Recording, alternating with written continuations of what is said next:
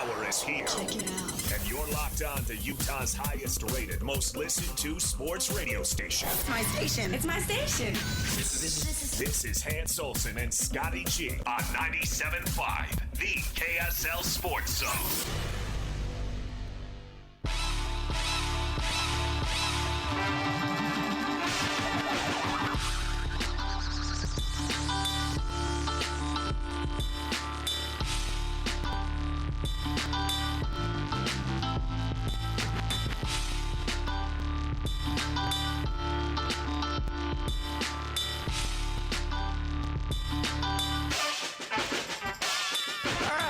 Time to make the donuts. Hans and Scotty, 97.5, the KSL Sports Zone. I hope you're all well. Happy Tuesday. Let's get to it, folks. We got a busy show on tap. How you doing, my man? Well, it's a beautiful Tuesday, so I'm doing fantastic. Gorgeous weather outside. The sun's out. We're finally starting to break through this winter a little bit. You know, I've heard there's a couple more storms that are... Oh, yeah, I'm sure. ...that are headed our way, but we're starting to break through winter a little bit. These last 2 winters have been pretty brutal, Scotty. Yep. Snowpack's great. That's good. We'll take that. Yeah. I'll take that over having to listen to everybody whine about, we don't have any water. Oh, they'll still say that. We're going to have to raise the prices. They put a meter on my secondary water, so now I'm going to get charged. I'm not happy about that. They metered it? Yeah. Did I tell you what happened with our water situation out in Saratoga Springs? No. Well, Eagle Mountain. So we were going through the summer, and my water bills were lower than usual. And I'm like, oh, well, this is a nice surprise. Oh, boy. Come September, $680 bill from the water company. Wow. That's our fault. We lost track of the meter. We should have been paying more attention. Did it not kind of ring interesting to you that you were? I'm like, they're blaming you. Yeah, I'm not going to call you and tell you I might owe you more money. Well, yeah, but did you not find it interesting that it was lower than the year before? It's like, well, I thought we had more water than last year. Yeah. And I was conserving. I was using less, and I'm glad that I was using less. Otherwise, because it was a rack up of like 6 months or something. Oh, geez. Water companies are driving me nuts, man. Dude, like everything's... My electric bill's crazy. My gas bill's crazy. I'm tired of this, and man. You know what I hate about it? You have no control. No. You can't find the water company and be like, hey, can we get this fixed? You can't find the gas company. Hey, can we get this fixed? Well, what do you want us to do? Just shut off your gas? Yeah, that's a great answer for the other 85,000 people that are in the Utah County area using your gas supply, you morons. Yeah. How about you keep it affordable? Or, and there's no competition. Like, you only have one person to go through. Exactly. Like, there's no way to drive the prices down because there's no competition. Oh, it's maddening. And prices just keep going up and up. Well, it's more for a taco now, so we might as well just raise our water bills. Man, we got so much water in this state now. We better start using it. And you know what? I don't mind if the Great Salt Lake could turn into a desert. Just make sure you keep my water bill low. I'm kidding. Yeah, boy, I don't want to get the tweets. The arsenic dust is going to kill us. Our brine shrimp are dying in numbers. Oh, boy. Now we're going to get it. I don't. I'm just kidding. I'm kidding. I know the importance of the Great Salt Lake. I just don't stomp around and get all excited about it. I'm so miserable, man. Every bill sucks. Every bill. I feel terrible for Utahns, man. I do too. Like the gas prices are skyrocketing. Well, I'm sure we'll be at like $5 come Memorial Day. Well, our national average is $3.52. We're now at $3.85 on a Utah average. $3.89. I can't find anything less than pretty much that. So, and then here comes it's harder to ship into Utah. Oh, we don't have refineries in Utah. I got a refinery in my backyard. It's not Alaska. We're not in Alaska. What are you talking about? It's not Alaska. You're not having to ship it. Oh, man. It's not some little town off the grid. Everybody makes fun of my view. I have a view of a refinery, and yet I'm still paying $3.89. Oh, dude, that's true, actually. Yeah. You see the fire flames. Oh, yeah. At night. That is the refinery. And here comes well, that's not exactly for your unleaded fuel. Shut up. We are getting killed. We're getting slaughtered with prices. It's like death by paper cuts. On everything. Yeah. I just bought I won't name the kind of brand bar, but I just bought a little snack bar. It was $4.25 for a little stupid snack bar. Now, that's my fault. I bought it. Yeah. But I got it, and I was checking out with it, and then, you feel stupid because you're like, what, can I put this back? You feel stupid putting things back. And then they're like, hey, they're going to ask you a couple questions, and then it's like the tip line. And I'm like, I'm not tipping a gas station attendant for ringing a barcode. Hey, everybody out there, Scotty and I, we just commiserate with you. We empathize. Yeah. We are in this terrible mess of inflation and overcosts and gouging, and because the companies that don't need to actually charge more, they're just like, well, everything's more. Everything's more, so let's hop in on this. We could get more. And then you see these earning reports where like, oh, this company just turned a profit of $18 billion. Yeah, because they just screwed everybody. Yeah, they just busted everybody right in their chops. And let me tell you what's really bad about this. And this really sucks. So I own different rental units, and my HOAs have gone up like 20% in the last 2 years. For just the stupid HOAs, up 20%. My land costs have gone up. So what does that do to me? I've got to hand that over to the renter. Yeah. And then the renter's like, I'm squashed. I can't afford it if you do that. And then you're like, well, I can't afford to keep it if I don't. Yeah. And they're like, well, yeah, but I can't. And you become the bad guy because you're like, oh, this slumlord over here keeps jacking up my. Well, look, I'm sure you have a percentage that you fall in line in. And when that percentage moves, then you have to move your percentage. Then I have to move because I've got to have a margin for any type of catastrophe. Now, my rentals in Florida, the renters in Florida, they're about to get some really bad news because land costs in Florida, holy cow, man. Property taxes in Florida, I don't know, what tripled since I bought these properties? No kidding. Wow. It's stupid. Everybody's like, well, Florida's great, and I do love some of their management. I love their governor out there. I love a lot of what they're doing in Florida, but it's getting a lot more expensive to live in Florida. And so I'm going to have to deliver some bad news. And people are already maxed out. They're spending more on gas, spending more on food, spending more on kids, spending more on everything. And then they're like, oh, so now I've got, my housing costs go up? Hey, can you say that out loud one more time? My property in Florida. Properties. Oh, sorry. There you go. Look at my that. Properties. That was smooth. No, let me correct you there, Lloyd. Properties. I'd rather have cabins. Say that one more time. My properties in Florida. I'd rather have cabins in Utah. Let's hear that. Anyways, it's just I feel bad for people. No, I feel bad for me because we're all dealing with it. Yeah, and it's just miserable. No, it's no bueno, folks, and it's totally like look, we're with you. And I think you guys used to be men of the people. I don't know if you are anymore. Oh no, we are. No, absolutely. Yeah, because we're in the ring. We're right there with you. Yeah, we're swinging. We've got our head down and we're swinging. Yep. Just trying to keep the head above water. Come get in this foxhole with the three of us. That's what Me, we're Lloyd, doing. and Scotty, we'll fight with you.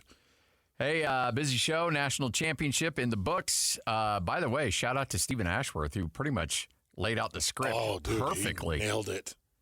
Said it would when be I was watching, I'm like, said it would be a 6-7 point game at halftime. It was, and then said it would be a double-digit kind of a runaway in the second half. Said Purdue would be closed out on the perimeter. Yep. Remember? Oh yeah. Yep. I guess we could kick this thing off. I know we've got some NHL talk, and this Arizona thing continues to heat up. Right at the back end of the show, the mayor released a statement, and Scotty, maybe on what you may have missed or so. I want to get back to that statement, get some of your thoughts. I heard this radio guy on with Jake and Ben earlier, and he was great.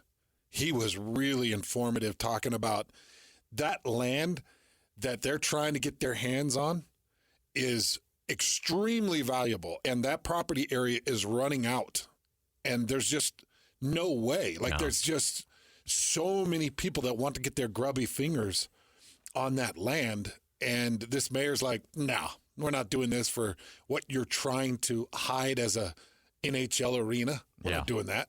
Yeah. So a lot of things going on, man. Let's get to it. Hans and Scotty, this is 97.5, the KSL Sports Zone starting lineup right now. This is Hans and Scotty G. Let's go. The lineup is set, and it's time to kick off the show with the biggest topic of the day. This is the starting lineup on 97.5, the KSL Sports Zone. Camden Heidi, Mason Gillis come on the floor now for Purdue. Gillis a 6'6 senior, Heidi a 6'7 freshman. Edie at the top will hand to Braden Smith. Chased by Castle, runs it all the way in, lobs it to Zach Edie. And a two-hand flush has him skipping up the floor, shaking his head. 11-11 our score. He'll hand it over to Smith. Smith fakes the three, but UConn right out on top of him with Caravan. 8 to shoot. Smith sends Jones into the right corner. 5 to shoot. Edie will come out to try to set a screen. Smith launching a three, and he rolls it home in front of Dan Hurley and the UConn bench. The second attempt and the first made three brings Purdue within 2 and a timeout UConn.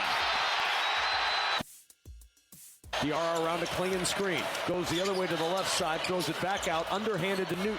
Newton on the right-hand wing with 8 to shoot. Pivots around the screen from Castle. Ball pulled free. Gets it back. Jumps the pass to Caravan. 3 in the left corner. It's good! 54-40. UConn by 14 with 9:47 to go. 6.9 to go. In it comes to Ethan Morton. He's going to dribble this one out. And the second verse is the same as the first. UConn repeats as national champions. The third team to repeat in the last 50 years. 75-60 the final. The Huskies back-to-back national champions. Yeah, I give that about a 6.5 out of 10. The second verse, same as the first. Come on. Oh. You had 48 hours to come up with a line better than that. Come on. By the way, that's part of the Westwood One broadcast you heard right here on the Zone last night. Starting lineup brought to you by Lee's Heating and Air, home of the award-winning line of America's standard furnaces and air conditioners. Call Lee's right now for their $59 furnace tune-up special. You can check them out online at leesheatac.com. I think I've worked with about 12 or maybe 14 different play-by-play guys, somewhere in there. Yeah. And I would say more than half actually write out the way they're going to finish it. They give themselves the two options. Yep. And they actually write it out. Oh, yeah. No, I've seen and you know what? I've actually done that, and then it just feels weird doing it. Yeah. And so I bag it. Yeah, but when you've got big moments, like when Sam Merrill hits that shot, like you don't want to mess that up. Like yeah, but that was totally unscripted. Was it really? Oh yeah, 100%. Are most of your like big? No, I did it like my first year or two. Like if it was a big game, I would try to like You'd have formulate in my mind. Yeah. Now I don't at all. It's all just raw. It's all raw. Yeah, good for you, man. Like the NCAA tournament one. Yeah. Raw. What the hell just happened? That was definitely raw. Was that scripted? I did not script what the hell just happened. Oh my gosh, so many things in this game. First of all, it sucked and it wasn't exciting. I didn't enjoy it at all.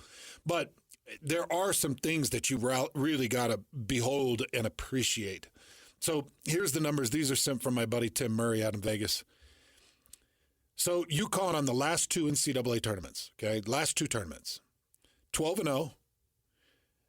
They've got 12 double-digit wins. So all 12-0, all 12 were double-digit wins. Wow. Now here's the one that gets crazy, Scotty. 12 covers out of 12 games. Man, they're making people a lot of money. Now this is where it gets even crazier, Scotty. They covered those 12 games by an average of 12.6 points. And for people that don't really understand how the lines are set or what those numbers mean, essentially Vegas says, all right, UConn's going to win this game by 5 points. Yeah. They win it by an average of 12 points more than what Vegas says they're going to win it by through those 12 games in the last 2 tournaments. That is the most dominant run in men's college basketball history. That you've never seen numbers that separate teams like this. Nope. I mean, last team to do it was Florida. What was it? 04, 05, or 03, 04, something like that. And you know, the back-to-back? The back-to-back. 06, 07. 06, 07. I mean, which was a remarkable accomplishment, but the dominance in which what UConn has done has just been unprecedented. Even like the great UNLV teams never came close to doing anything like this. Yeah. No. A couple of other things to think. Okay, so with that Florida team that did go back-to-back, they had all 5 of their starters return. Oh, yeah. UConn lost 3 guys to the NBA draft. They didn't just lose 3 guys. They lost 3 dudes to the NBA draft. They had to reload. To a great extent, they had to reload. And they came out and did what they did. I actually think, I don't know, man, I there's not a lot of time that I'll actually dish praise onto a coach and say, man, I think the coach had X amount to do with the outcome of this. But when you listen to UConn's coach sit in the post game and say, we really didn't care about Edey. He could go and get every point he wanted. It didn't matter. We just wanted to make sure that everybody else, Kaufman, Smith, Lawyer, Jones, everybody else on the perimeter was cramped up. Yep. I thought it was phenomenal. Yeah. And so here's the numbers that you see this team finish with. Edey finishes with 37 and 10. Big numbers, Scotty. Yeah. Huge. Big numbers. But this is the one that blows my mind. So Purdue was known as a team. And look, you've covered Purdue. Give me their 3 numbers. Purdue was number 2 in the country coming in. And I don't know if it dropped off a little bit during the tournament. I don't think it did. But they were number 2 in the country in three-point shooting percentage at like 42%. Yeah. Coming into that Utah State game. Because big numbers. Because everybody was double, triple teaming Edey, and he'd kick it out, and guys were wide open. They averaged nearly 11 makes a game. Yes. Yep. Okay. They went 1 of 7. They only got 7 attempts off. You know what's interesting, and I'm glad you bring this up because I had this in my notes as well. The 1 is crazy, but the number that jumps out to me is the 7. That was it. The 7 attempts. They got 7 attempts off. That's crazy to me. And that tells you UConn, this actually reminded me of like some of my favorite boxers, and they can be some of the most boring, and I know people didn't really like Lennox Lewis in the boxing world. He could get really boring. No question about it. But you knew when Lennox stepped into a ring, he was not going to get outside of his game plan. There was nothing you could do. You couldn't drag him out of the game plan. Most boxers, even Holyfield, you could drag Holyfield out of his game. You could drag even Mike Tyson at times out of his game. And you could never get Lennox Lewis out of his game. You can't get UConn out of their game. You start trying to run, that's not their game. You start getting overwhelmed because you're like, oh my gosh, Edey's got 32. Now Edey's got 34. Now I've got 2 fouls in the first half on whoever, Klingon, and I've got now 2 fouls in the first half on Stewart or whoever's coming in and trying to defend on Edey. And oh my gosh, we're starting to panic. They don't panic. They don't leave their game plan, and they just continue to thump you with what they drew up to come in and thump you with. The one thing, and their coach, I thought, Dan Hurley, I thought had a really good point, and he said this after the Final Four game, the semifinal game, and he essentially said, "Look, we are going to come at you relentlessly, and you might be able to hang with us for 20 minutes, 25 minutes, but eventually we're going to separate." And that's exactly what happened. I mean, Purdue's going toe-to-toe with them, and Edey has a phenomenal start to that game because Edey's just a man. But they're like, okay, that's fine. Edey's going to get his numbers, but eventually the pressure is going to be so much on him because we're taking away everything else that he's not going to be able to sustain it. He's not going to be able to continue on at that pace. It's essentially 1 versus 5 because we're taking away everybody else offensively. And sure enough, at the end of the first half and into the second half, Edey, who was off to a great start, and again, put up crazy numbers, but he goes on that streak of 8 or 9 missed shots in a row. Mm-hmm. And all of a sudden, if he starts missing, Purdue's done. And they were done. Then they get down by 14, 16 points, and then there's no chance of them coming back in that game because UConn just puts their foot on the gas, and then they can just put it on cruise control, and they're done. And that's exactly what happened. Because once you put all the pressure on one individual player, and Edey's remarkable, 2-time player of the year, and he's earned every accolade that's coming his way. Great player, but he's still a college player, and he's still limited, and he's not Michael Jordan. You know, he can't single-handedly put a team on his shoulders and lead them to victory against a team like UConn. And eventually it snapped, and he couldn't do it. And UConn knew it. We all knew it. When that got to 8, 9, 10 points in the second half, I tweeted out, ball game. It's done. And because there was no way Purdue could get back into that game. No, there's nothing they could do. Man, they closed out so well on the perimeter. Yeah. And they're so extremely athletic. But, again, it goes back to my coaching comment. I've never felt like a team that it was more coaching than it was players. Now, they've got great athletes and great players, but it just feels like the coaching was really intense, on point, expertly done. Everything was planned out. There was no false or unneeded movement. Yeah. And I get it. I'm sure everybody was bugged by his antics because I know when I'm getting bugged by a coach's antics, pretty much everybody's getting bugged by, because I put up with a lot. His antics were ridiculous. And his little words back and forth with Edie and being halfway out on the court. And there are things that it was driving me nuts. But I put myself in a player's shoes. If I'm seeing my coach care to that level, like to the point where it's like, man, he's going to get a tech. Oh, my gosh, he's on the edge of insanity. But he's still he's still in the game. He's not out of the game mentally. He's in the game, and he's overly anxious to give me my role and to point it out, hit the timeouts, and call the plays. Then that energy can leak onto the team. I just feel like he's a hell of a coach. Yeah, he is. Like, there's some coaches out there that, like, I will, I don't know, I probably shouldn't name names, but there's a coach that is in the Mountain West Conference, and he's been pretty open and honest about it. He's got a offensive coach, and he's got a defensive coach, and he gives them full autonomy to run the offense and defensive sets. And you know what? And he goes, you know what my job is? Work the officials. Call timeout and work the officials. Just kind of be in their ear the whole time. And he does it, and it works well for him. Leon Rice. Oh, okay. But, and you know, I look at Hurley, and he does the same thing. And there's some coaches that just know how to get it done. And then just an individual shout out. I wanted to shout out the play of Tristan Newton. Yeah. I mean, what that guy is just universal. He is a do-it-all, everything weapon. He grabs the critical rebounds. He dished out a couple of critical assists. When you really needed a point, he'd get you the point. Defensively, he's never out of position. That is one hell of a basketball player. Yeah. Yeah, we saw just a complete juggernaut on display, and I don't think UConn's going away anytime soon. Get ready. This might continue for a while.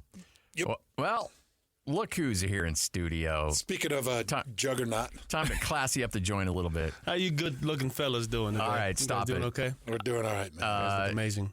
Well, I will say this. You know what was amazing is, you know, I'm sitting back on Saturday and Sunday, you know, watching the semi-annual thing, and all of a sudden that handsome Nate Orchard shows up on my TV. His commercials are good, aren't they? Those are good commercials, man. The kids were loving it too. It was a sure treat. It's funny that you brought that up because I was flipping through. What's that magazine that comes to the house? That's like the Home Mag? Values. Home Mag. Yeah. So I'm flipping through that, and there's my guy, Nate Orchard. Big old smile. I was like, hey, come get our windows. There's a good picture of you. But I appreciate it. You're everywhere. I appreciate it. It's Photoshop's funny. a hell of a program, isn't it? They make me look good. I tell you, they straighten my teeth out real nice. Take 24 inches off. But to go from football, right, from Utah, my time, I mean, even just Highland High School to Utah, and then my time in the NFL, to now be, you know, very fortunate to be a part of Advanced Window Products, where we provide an amazing product for our community, and to see my picture up there with this logo, I mean, I take great pride in it. And it's really neat, and the family loves it, and so do just people in the community. It's pretty cool. 801-850-9100. That's 850-9100. If you need windows, if you've got a cracked window or a damaged window, if it's a specific size or it's an oval or it's way up high, just understand that Advanced Windows can come out and they can get this thing taken care of.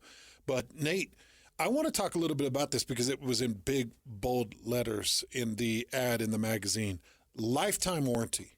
Explain to people what that means when they buy with Advanced Windows. Yeah, with what we do and provide in our windows, it's a game changer. When you provide a lifetime warranty, I mean, that gives homeowners peace of mind knowing that when they invest in a product for the lifetime of that they're in their home, and it's transferable as well. I mean, we're going to be there to take care of it, right? We have homeowners from 1990 reaching out because maybe the window's a little harder for them to operate. We're there to service them right away. Whereas competitors, they'll go anywhere from a 10 to 15, maybe 20-year warranty.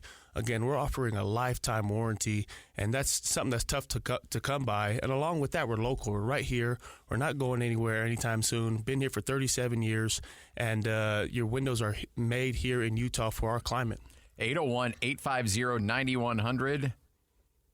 What's the magic number? Yeah, that's right. So if you call today, you're going to get Jeremy on the other line. And today, when you call and get on the schedule and you purchase 10 or more windows, you'll get $3,000 There we off. go. $3,000. That's right. $3,000 off, folks. Normally it's $2,500. Today only, you're going to get $3,000 off when you swap out 10 windows or more. 801-850-9100. Nate's going to be hanging out with us all 3 hours today. So all kinds of great savings, all kinds of great insight, and how they can save you money on those windows. It's advancedwindows.com.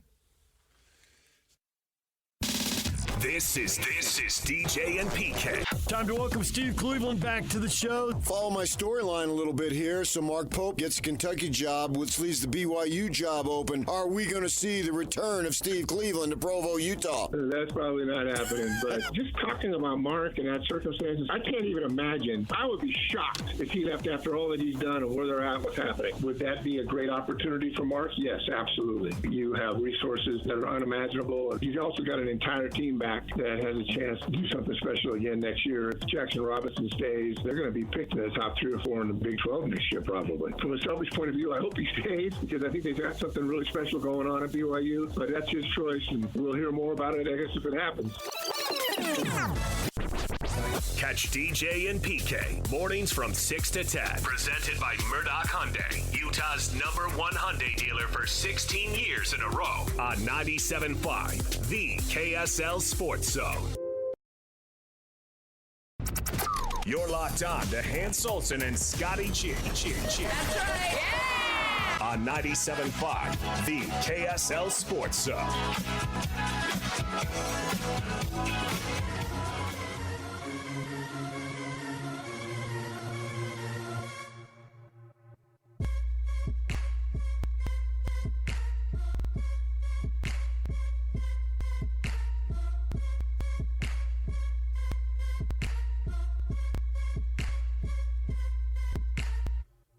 Hans and Scotty, 97.5, the KSL Sports Zone.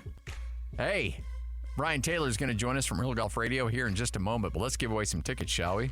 It's a Jazz Ticket Tuesday. Call number 12 right now, 801-575-ZONE. That's 801-575-ZONE, and you'll win a pair of tickets. See the Jazz and the Houston Rockets at Delta Center coming up on April 11th. Might be the one time you might see the Jazz get a victory. Probably not, but if there's a game, this might be it.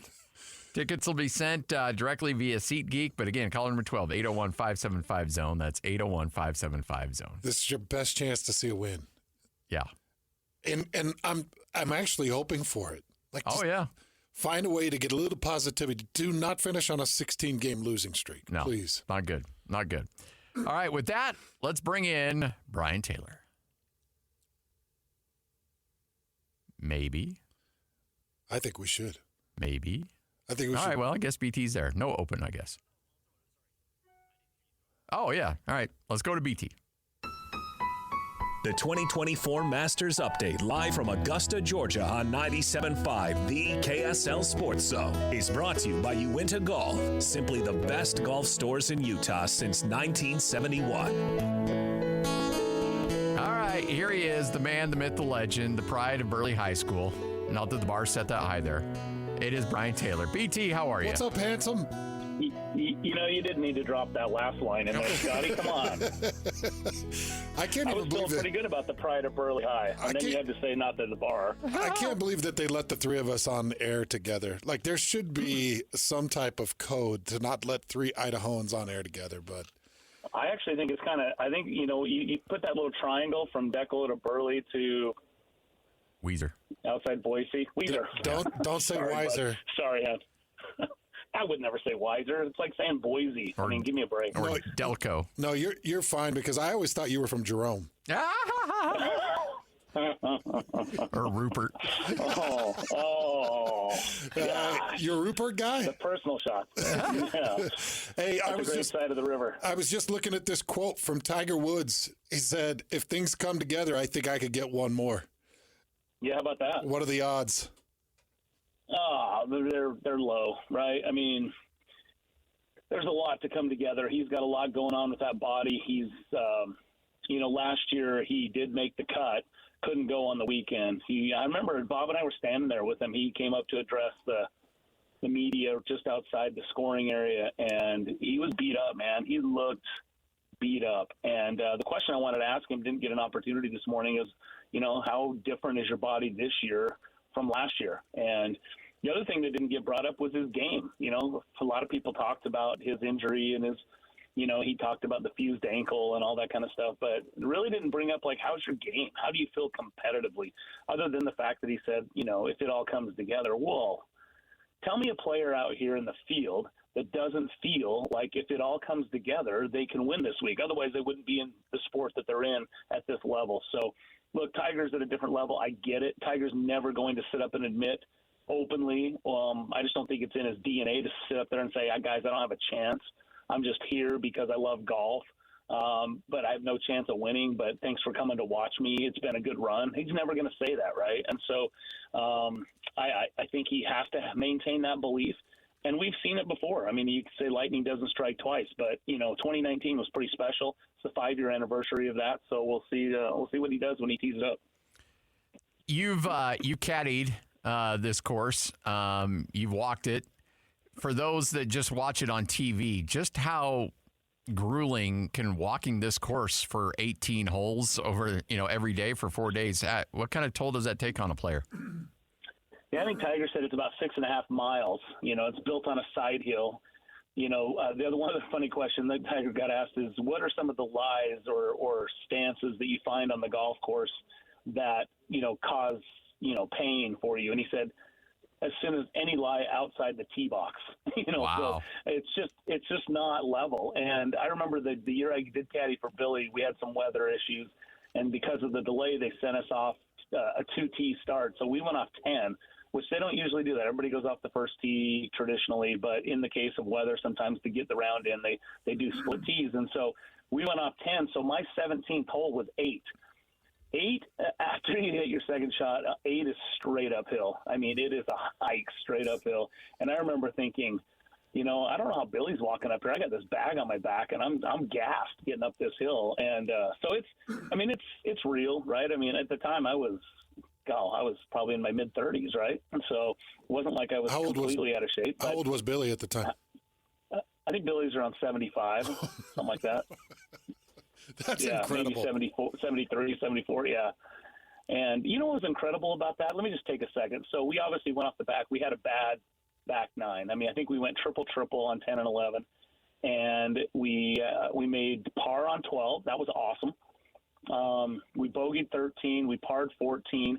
We bogeyed 15. Got to 16 and hit 5 balls in the water, okay? And made a 14 on 16. It would have been the highest number ever on that hole, but we didn't, of course, sign the scorecard, so it's officially a withdraw. So by the time we got to the 17th green, they have all those scoreboards up, leaderboards, and they didn't have anything next to Billy. It was a really classy move because obviously he was a million over par at the time. But we turned on the front 9. Billy shot 40 on the front 9. Guys, he shot 40. Wow. As a 70-year-old from the Masters tees in the tournament conditions. I mean, you want to talk about freaking amazing.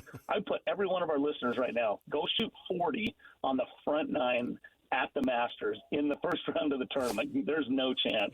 So, look, it was a 106 at the end of the day. but it was unofficially, but 40 on the second nine or the opening nine, front nine was incredible. That was a cool experience. Sorry, I didn't mean to sidebar into that, but that was No, cool. you're good. Well, and I think it's a fascinating story because, I mean, that's a bucket list thing that you'll go to your grave remembering being a caddy for, Billy Casper in a Masters round. I mean, that's ridiculous. I mean, Augusta. do you at Augusta? Yeah. Do you? I mean, would you go, hey, Billy, I think you need to use your 7-iron, and he'd look at you like, shut up, like, I think I know what I'm doing. Like, what do you like when you're caddying for one of the greatest golfers in the history of the game? Do you even say anything, or you're like, yes, sir, here it is, sir, yes, whatever you need, sir, I'm here for you. You know what? So there's two things going on there. One, Billy's played this golf course, hundreds and hundreds of times, right? I'd never played it before. Second, if I drew on all of my caddy experience to that point, I would have nothing. So I didn't know how to caddy. B, I didn't know the golf course. So yeah, I was pretty much worthless out there. I did say when we got to 12, so we just went triple. And remember, the reason he went to play was he was one of the players, the senior, the past champions, the older guys, that had gotten a letter from the Masters tournament at a few years earlier asking them not to play. Now, remember, they have a lifetime exemption. That's a big deal. That's part of the framework here. And one of the presidents had decided, you know what, we don't want these guys out here playing when they're over 60. So he asked them to not play. And it didn't go over well. In fact, they rescinded it. But he got that letter, and at the time, he had to have some surgery. I think he had some hip surgery or something like that, and so he wasn't able to play anyway and hadn't played for a while. And so when he finally had lost some weight, got healthy, got the hip replacement, and when he came back, they had rescinded it, and some of his grandkids came up to him and said, hey, Papa, we've never seen you play the Masters. Will you play the Masters so we can watch you? And that's why he was doing it. Now, 100%, one of the grandkids should have been on that bag and experiencing it. I don't know how I got there. I'll never know. But I was really appreciative of the opportunity. It was super special. And he was out there kind of doing it and went out on his terms. And he didn't sign the card, so he doesn't have any of the records for all the bad holes or the bad rounds or that kind of thing. But he got a ton of attention that day. And I remember when we put the clubs in the trunk, I asked him if he was okay, and he said, you know what, in all of my 51 wins on tour, I never got that much media attention. It was a great day. Wow. And he just smiled at me, and that was it. And that's how Billy Casper ended his run at the Masters, his playing career. It was pretty cool stuff. Well, BT, you had mentioned that there was some weather that day, and it's looking like Thursday it's going to be thunderstorms and some pretty ugly weather. How bad can weather get on that course, and how much does that influence scores on an opening day? Yeah, it's going to have an impact, unfortunately. And I was looking. It's cool that because of the history of this place, they've got stats on everything, including weather. And about half the Masters have been impacted by weather in one round or another, and including the last 5. And so it's not unusual. But I talked to several players who said this golf course right now is as firm as they have seen it in years. They said it is money, and they all followed it up with, it's a shame that it's going to rain on Thursday. Here's hoping it just skirts us a little bit and doesn't actually pour and soak us. Because, look, Augusta has done a phenomenal job. Of any golf course in the world, this thing is set up to handle anything that might come at it, right? We had trees that blew down last year, right? Was that last year? I think we lost a couple trees, and they cleaned it up. You didn't even know they were gone the next day. So they're able to do those kind of things. They have the sub-air systems to suck moisture out of the greens to keep them from getting oversaturated and so on and so forth. However, at the end of the day, it's an outdoor sport. Mother Nature plays a factor, and it will impact. And one of the things Tony said, we just talked to Tony. He just played 9 holes this morning, and we caught up with him under the tree as he was finishing 9, headed over to the practice range. And he said, the thing I like about the firmness of the course is when my ball hits, it's going forward. He said it's not coming back. So these guys, when the greens are that firm, they can put as much spin on it as they want just to try to hold the greens without the fear of sucking it back off the greens and into ponds or other places that might get them in trouble. And so when the greens soften up, that's where you have to now puts another element of how much spin and control of spin do I need to be able to hold this shot but not suck it back into trouble. So, I thought that was a pretty good comment by Tony. I'd rather see the ball bouncing forward than coming back at me. Any adjustments to the course? Any different? Not design or anything like that, but just any adjustments that they've done this year as opposed to the years past? Yeah, they always tweak it a little bit, Yeah. right, Scotty? That's really a good question. But, yeah, number 2, the par 5, they've actually moved it back about 20 yards, and they shifted it over to the left. And so what that means is it was already a dogleg left, and now it sits even further left, which, interesting with today's drivers, most of the guys hit a little cutout there off the tee. Well, if you really want to sling it around that corner and try to get it to run down the hill at all, you're 20 yards further back, and you have to aim out further right, which takes you directly at that fairway bunker. And so I asked Tony, you still hitting driver? And he said, yeah, I still hitting driver for me. He's like, if there's a little wind, I can go right at it. If there's not, then I just have to still keep it left, but I can still hit driver down there. So it's about 315 to get into that bunker from the plate, Tiger said, depending on where the tee happens to be. But so that's kind of a change that they made. We'll see how that affects the scoring average on that hole, which is typically like 17th, second easiest hole out there behind 13. The other thing they did is the par 3 6th hole, the back left side, there's a big hump on the right side, and then if you ever wanted to try to get it close to that back left side, you kind of had to play it up that slope, and then as it came off, it fed down and went about 30, 40 feet. Now they've actually added a little bit extra room back there that's a flat area where you can actually hold a golf ball. So it enables them to put some different pins back there, and guys are able to hold it with a good shot. So those are kind of two of the main things. I heard they tweaked the par 3 a little bit, maybe as well, but it's for the most part, those are the kind of the little tweaks that they've made. Hey, BT, as we head into this Masters, just the interest that's generated through golf right now, we don't have a clear-cut front runner like we did with Tiger Woods for so many years, but I'm just trying to gauge the interest because I kind of feel like the Live Tour and the merger and all the noise, I kind of feel like it's detracting a little bit from the allure of golf. Have you felt that way, or is it the opposite? Has it brought eyeballs that maybe you wouldn't have? No, I mean, it did exactly what you said, Hans, and exactly what I said, 3 years ago when this conversation began, and that is that sports is a niche. Golf is a tiny little, pie within that, sports pie. And so you take a little pie that it already is and you slice it up a little bit and carve it out. And you're just, you're whittling away at your audience, right? I mean, golfers and golf fans are diehard, but one of the things that never works in sports are millionaires fighting with billionaires over billions of dollars. It just doesn't really turn the sports fan on. And so I think it's had some challenges, and the ratings have suggested as much. So, I think it will be really interesting to see what the ratings are in comparison to Masters past. I would 100% bet that this is the highest rated golf tournament of the year so far, and it won't even be close. But how does it compare to itself in years past from before the split and all of the bickering began? So I will say this. I mean, there's 13 live guys here this week. It's not as big of a story as it was last year. It was like, ooh, these guys are back. They're seeing each other for the first time, all that kind of thing. So it doesn't seem to be as pronounced. It's still there. There's still a few questions that get asked in that regard, but it doesn't seem to be quite as pronounced as it was a year ago. How will that affect viewership? I don't know. I can tell you on the ground, it's absolutely packed here. It feels to me like the Masters is as popular or more popular than in any of the 25-plus years that I've been coming here. It is unreal. The amount of people, the traffic, the merchandise that's being bought, everything is just things feel like at a fever pitch. It's unreal, the amount of excitement out here on the ground. So how does that translate to the TV and the media and all that kind of stuff? We'll see. But, again, I would say this, even if you can't get a ticket to get out here, what they've done with their featured coverage on Masters.com, on their Masters app, all that kind of thing is unreal. You can literally watch every player hit every shot in every round. That's unprecedented, and it's super cool what they do. Yeah, there's no doubt. BT, we're going to chat with you throughout the week. A lot more questions to go over, and then, of course, when things kick off on Thursday, we'll have all the complete coverage. You guys will break it down on Saturday morning as well, but enjoy it, man. This never gets old, does it?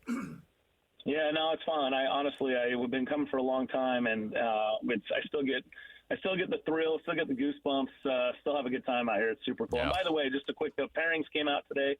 Tony's playing with Phil, so that'll be kind of fun to watch those guys Very cool. go out. We'll see how that goes. So. Awesome. Hey, boys. hit a triple-decker pimento cheese sandwich for me. Ooh, I want triple-decker. Stack it up. Because when you brought me the taste of the Masters, that was my favorite thing in the whole thing.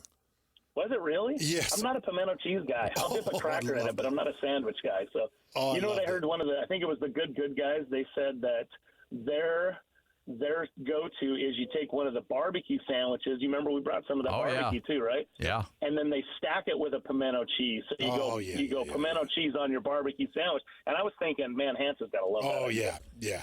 Oh, I'm down for that. Enjoy a couple for me out there, BT. And then you got it. We'll do, buddy. And then grill it. Put it in. Butter it and grill it. Butter it. And then fry it. It's like yep. Batter it up and then deep fry it. Now, make it in a Monte Cristo. Now we're talking our language. That's Brian Taylor. Jam on it. Eat it with ice cream. Yeah. Powdered sugar. This is getting better and better. See, we just need to. Hans and I, let us take over the menu. We'll get it going. That's Brian. There's the champions dinner, and then there's the Hanson Scott. Yes, right there. Exactly. Thanks, BT. Thanks, brother. See you, boys. Brian Taylor, Real Golf Radio, right here on 97.5, the KSL Sports Zone. All right, before we go to break, guess what? Caller number 12 right now. We've already given away Jazz tickets, but guess what? Another chance for you to win. Wow. Caller number 12 right now, 801-575-ZONE. You will be assigned a golfer in the UNA Golf Major Giveaway, all brought to you by UNA Golf. Lloyd will randomly assign you a golfer. If your player ends up winning the Masters, you will win that player's brand of driver. So it's real simple. We go 1 through 26 in the World Golf Rankings, and then we'll qualify another one who gets the rest of the field. And so, again. And you get a free driver. You'll get a free driver if your player wins. So it gives you something to look forward to as you watch the Masters. You get assigned a golfer. 801-575-ZONE. Call number 12 right now. This is 97.5, the KSL Sports Zone. This is Jake Scott and Ben Anderson. I wish the season was more enjoyable for Jazz fans. All I see on Twitter is how miserable this is. Worst stretch for the Jazz in basically 50 years. It's as bad a basketball as I've ever seen in my life watching the Jazz. It's a low, and again, it's with a purpose, but this has been as unenjoyable of a basketball season as there's been in Utah, maybe ever. When fans say that, it sounds like they're blaming the team. They didn't create the system. It doesn't behoove them to win basketball games. The Jazz didn't create the NBA system where it's actually an advantage to lose. What's the criticism? Because the criticism at halfway point is, it's in your best interest to suck, right? What are you doing? And then they suck. And now people are going like, well, how dare you suck this bad? What are you talking about? Is it in their best interest to suck or not? It is. And that's not their fault. That's the NBA's fault. That is the NBA's fault. If you don't like it, then stop watching the NBA. I don't buy into that. I feel bad for Jazz fans. This is the sport. This is what comes along with it. Hear Jake Scott and Ben Anderson every day from 10 to noon on 97.5, the KSL Sports Zone. Looking for the latest on the Jazz, Utes, Cougars, and Aggies? Yeah! We've got you covered. This is Hans Olsen and Scotty G on 97.5, the Sports Zone.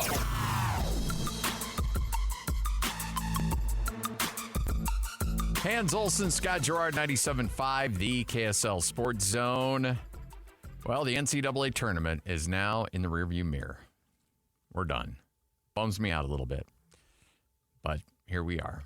What you may have missed, brought to you by UCCU. Love where you bank. Utah Community Credit Union. Learn and earn with the app, paying your family to learn about money. UCCU. Again, we didn't get a lot of time, and sadly, we don't have a lot of time here to break it down. David Locke's going to join us coming up here in 7 or 8 minutes from now. I think we should probably circle back on this at about 2:05. But Scottsdale Mayor David Ortega, in a news release, expressed his extreme opposition to the Arizona Coyotes' potential new arena. It's going to go to a state auction, land auction, coming up, I believe, end of June. And essentially his comments, and this came out right at the end of the show yesterday, said that the plans, the renderings that the Arizona Coyotes put out with this beautiful facility. I mean, when you send out renderings, it looks great. And all of it said was, and they're pumping this up. This is where we're going to be. This is going to be great. Ortega says that the plans were presented without mention of market demand for a new entertainment venue disguised as a hockey arena, or congested highway access, or questionable area zoning entitlement. The prospect of a rookie developer attempting to buy Arizona State Trust land with absolutely no infrastructure on the Phoenix side of the 101 Scottsdale Road intersection on the doorstep of Scottsdale is not feasible or welcome. So with that announcement, with Ryan Smith sending out a tweet saying, hey, what should we name it? With the information that we've gotten from two different insiders that came on our show and said, hey, I think this is going to happen. Scotty, when should we expect an announcement? It wouldn't surprise me if something came down the pipeline real soon. Like real soon.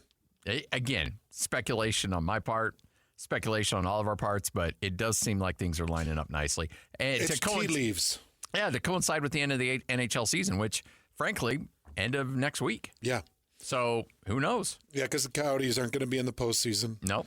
Again. And I was listening to this Arizona radio personality that was on with Jake and Ben, and he was talking about the lack of success in Coyotes history there in Arizona. And it's been brutal for them. They've got one run to the Western Conference Finals. Outside of that, they just don't have any playoff runs. And he said in the NHL, it's all postseason. It's a 30% jump in interest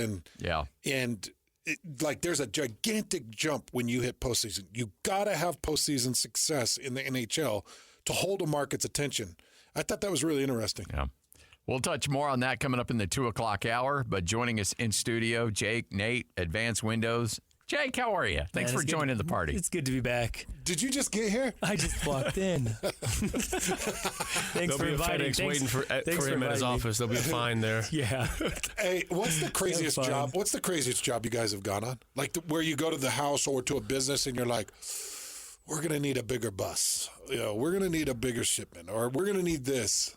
Have you had some crazy jobs? We did a cabin job where they got the logs for the cabin from Yellowstone, like from the actual Yellowstone. Yeah.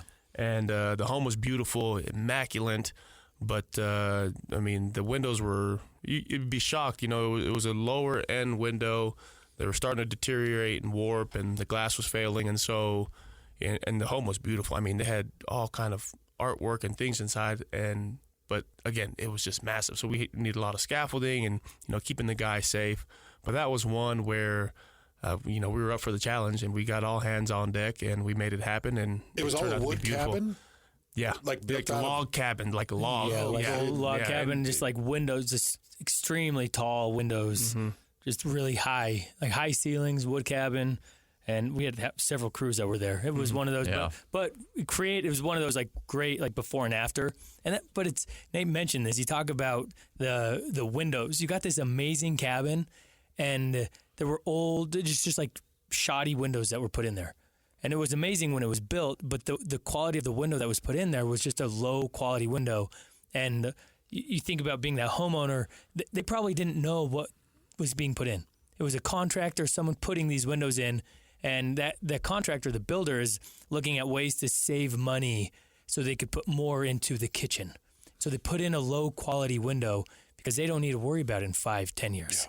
Yeah. And we see that every day, where it's these vinyl windows that are in a beautiful home, but like the vinyl's warping, or the seal failure. There's seal failure. There's moisture between the glass. It's just like a lot. Because people can walk in and be like, "Oh, these are nice cabinets," but most people don't walk in and diagnose a window as that's going to be an issue. Most people, a window is a window. Yeah, and that's why we are here, and that's why call today, and you're going to have one of our specialists.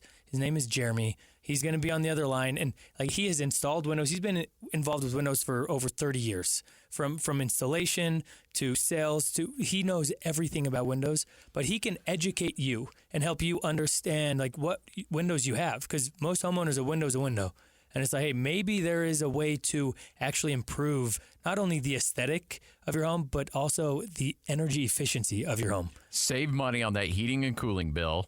Improve the overall look of your home, improve the overall value of your home, and have that lifetime warranty as well. Come on, folks. And today only, you're going to get $3,000 off when you swap out 10 windows or more. That was Nate. I didn't do that. Hey, so I wasn't here. That's what happens when you're late, I guess. Yeah, right? $3,000 off when you swap out 10 windows or more, but you got to call. Is it Jeremy, you said? Yep, Jeremy. 801-850-9100. Jeremy's going to answer. You can call all day and just get on the books, set up an appointment. You're going to get the bid. You're going to get the financing options, all available on the spot. 801-850-9100. It's Advanced Windows and advancedwindows.com.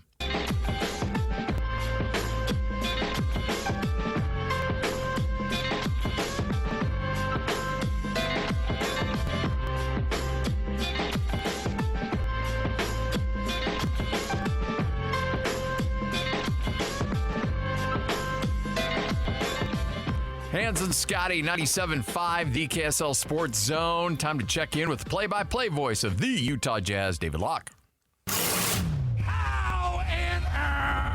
It's time to get the inside scoop on the Utah Jazz from the play-by-play voice of the Jazz, David Locke. Sweet revenge! Presented by Murdoch Auto Group.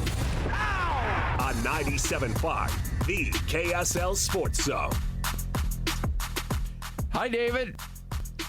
Oh, Scotty G, how are you? I'm better now. I get to chat with you. How are things? I'm in my van at Salton Scooter. What else do I need in life? Life is good. Life is good. The van holding up all right? You put on a few miles on that bad boy. I'm beating it up pretty good, and I'm not great with it, but it seems to be all right. It's got a bunch of little things that needs to get fixed. Yeah, well, such is life. Yeah, but it's pretty great. I'm just sitting here having a little leftover food that I microwaved and having lunch and talking to my friend. So how going out, get another hour or two of runs in, head on down, call a game. I'm not asking you to evaluate. I'm just asking you as an observer. Will Hardy's been asked to do yeoman's work. The youth movement, juggling lineups, sending messages to rookies the other night. Again, I'm not asking you to evaluate, but how have you been observing him in handling a situation that's not an easy situation to be in? I think he's done a fabulous job of maintaining perspective and maintaining principles of what's important. What is important? Was that unusual that I actually gave a short, concise answer? I know it took. It did take me off guard a little bit. Sorry. So, I think he said it in a post-game after the Clipper game. It's probably not the things most people are looking for. It's not if a shot goes in. It's not if you're scoring. It's, are you running the floor? Are you competing? Are you cutting when you're supposed to? Are you spacing how you're supposed to? Those type of things, playing winning basketball. Are you playing with force? I think are the things that Will Hardy thinks are important. And I think more importantly are controllable. David, out of these three first-round draft rookies, how many of them do you think are a future piece for the Utah Jazz? Well, I think all three of them can be. We've asked you to analyze Keontae George at great length, then Taylor Hendricks. Give me your thoughts on Bryce Sensabaugh.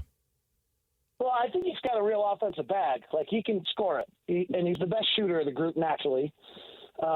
He's learning how to use his body in the NBA. It worked for him really, really well in college to be bigger and stronger than everyone.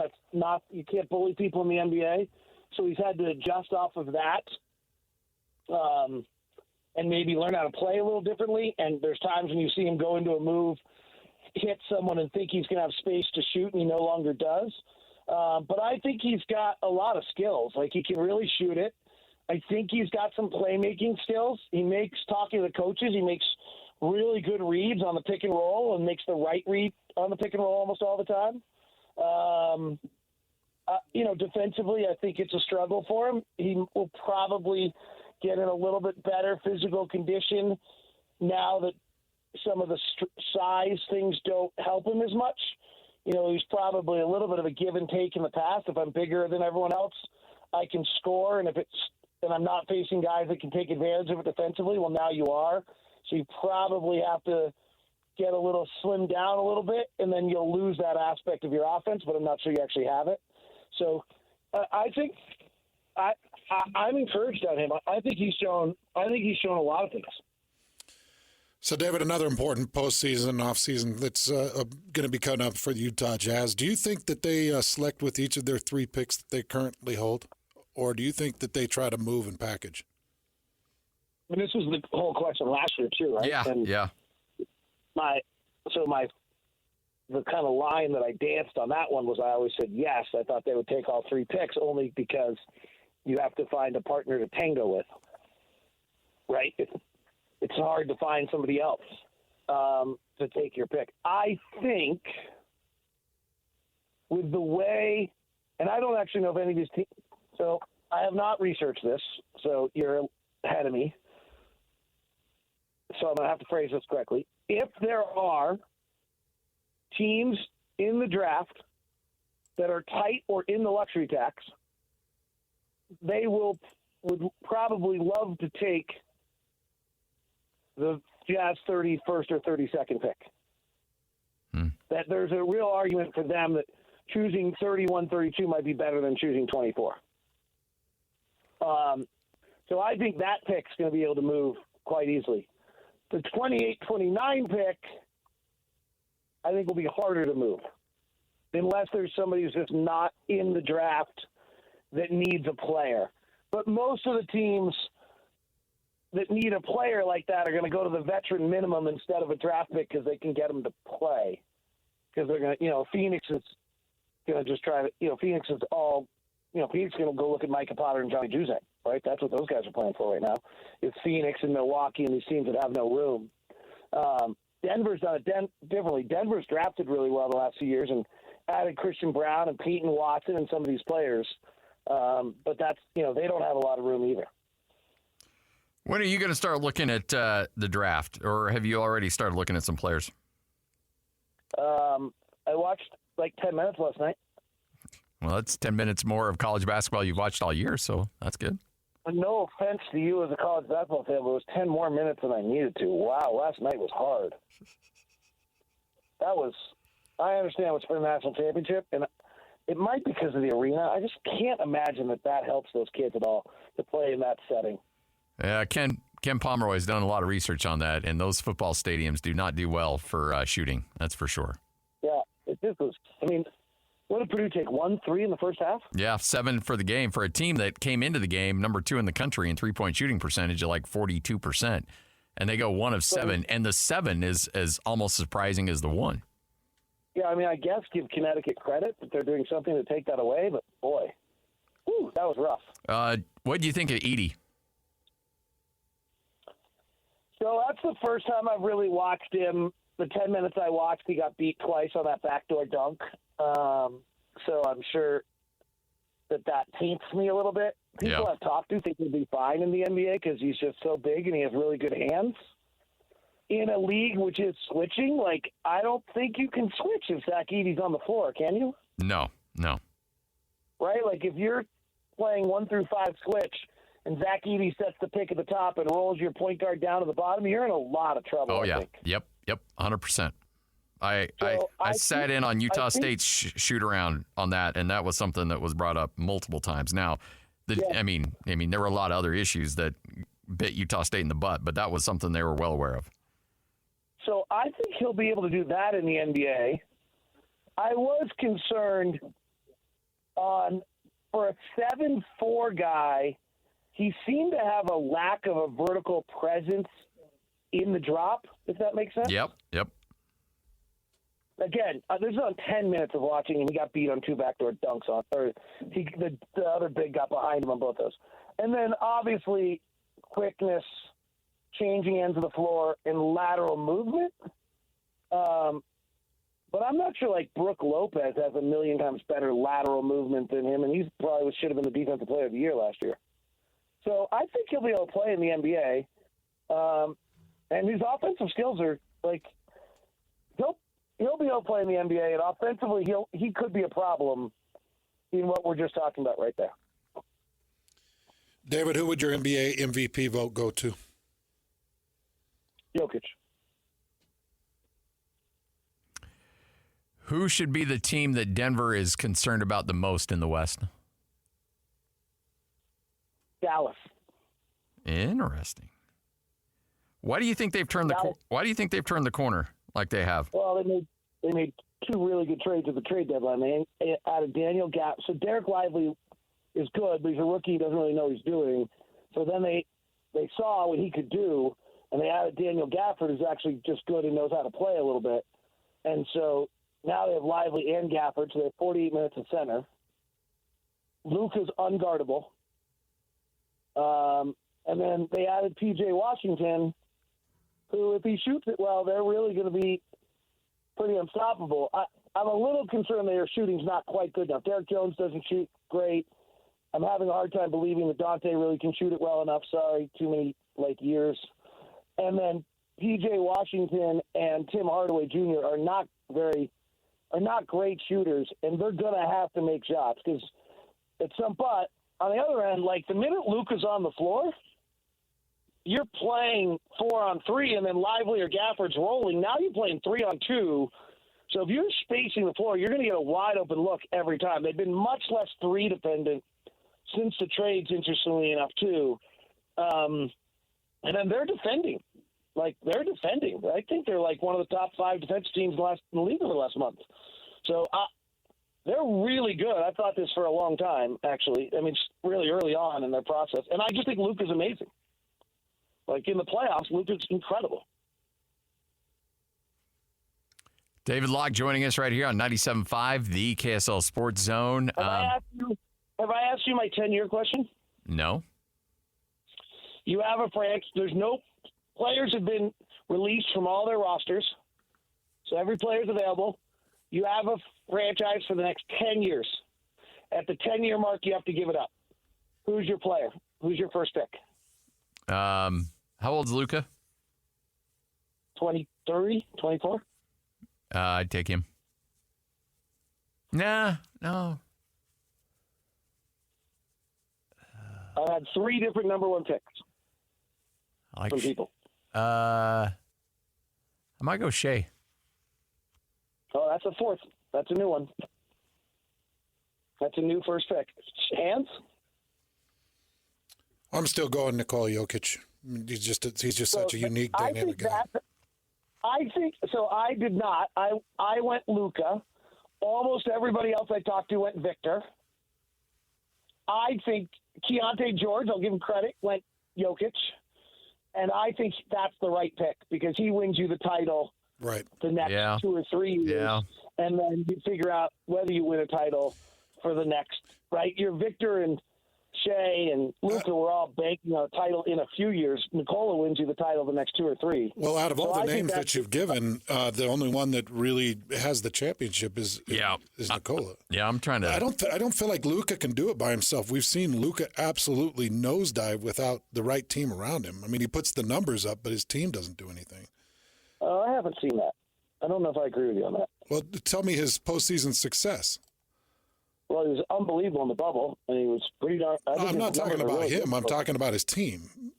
Well, I mean, didn't Dallas go to they've won probably 3 playoff series with Luka? I think you got to remember how young he is. He's 25. You know, Giannis wins his title at 28. LeBron wins his title at 27, 28. So they went to the conference finals in 22. And so that's 2 playoff series. Swept. They went 1-4, and they've been bumped in the first round every other year. Yeah. So I mean, he's won 2 playoff series. I think that's a lot for 24. Yeah, 2 playoff series in a single year. Well, yeah, I got opinions on him. I love him. I love watching him play. I love everything about his game, and frankly, I'd give my left you-know-what to see him in a Jazz uniform. Like every asset we have. Yep. Every single one of them. Plus the more we get, the more we have. And I'm not trying, and look, I'm not, I know everybody's like, oh, we might have a shot at Luka. I'm not saying that. I'm just saying, just in Dream World, NBA 2K, I don't care. Whatever I got a mortgage to do it, I do it. Right. Here, you want the scary thing about the conversation we're having? Absolutely. Nikola, Shea, Luka, Victor.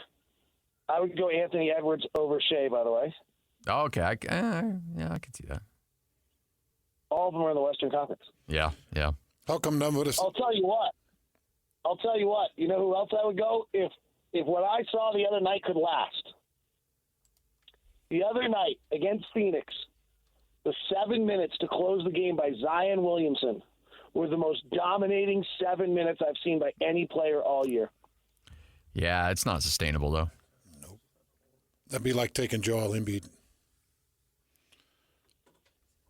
I don't disagree. Yeah, I'm just saying. I don't disagree with you, but enjoy those 42 games a year. So How long has he played this year? I don't know. I'm just spitballing here. No, I got it, but like he slimmed. I mean, I cannot. He had 3 blocks. He was guarding Beal, Booker, and Durant. He was dominant. He's only 23. He's got 66 this year, but he's averaging probably 35.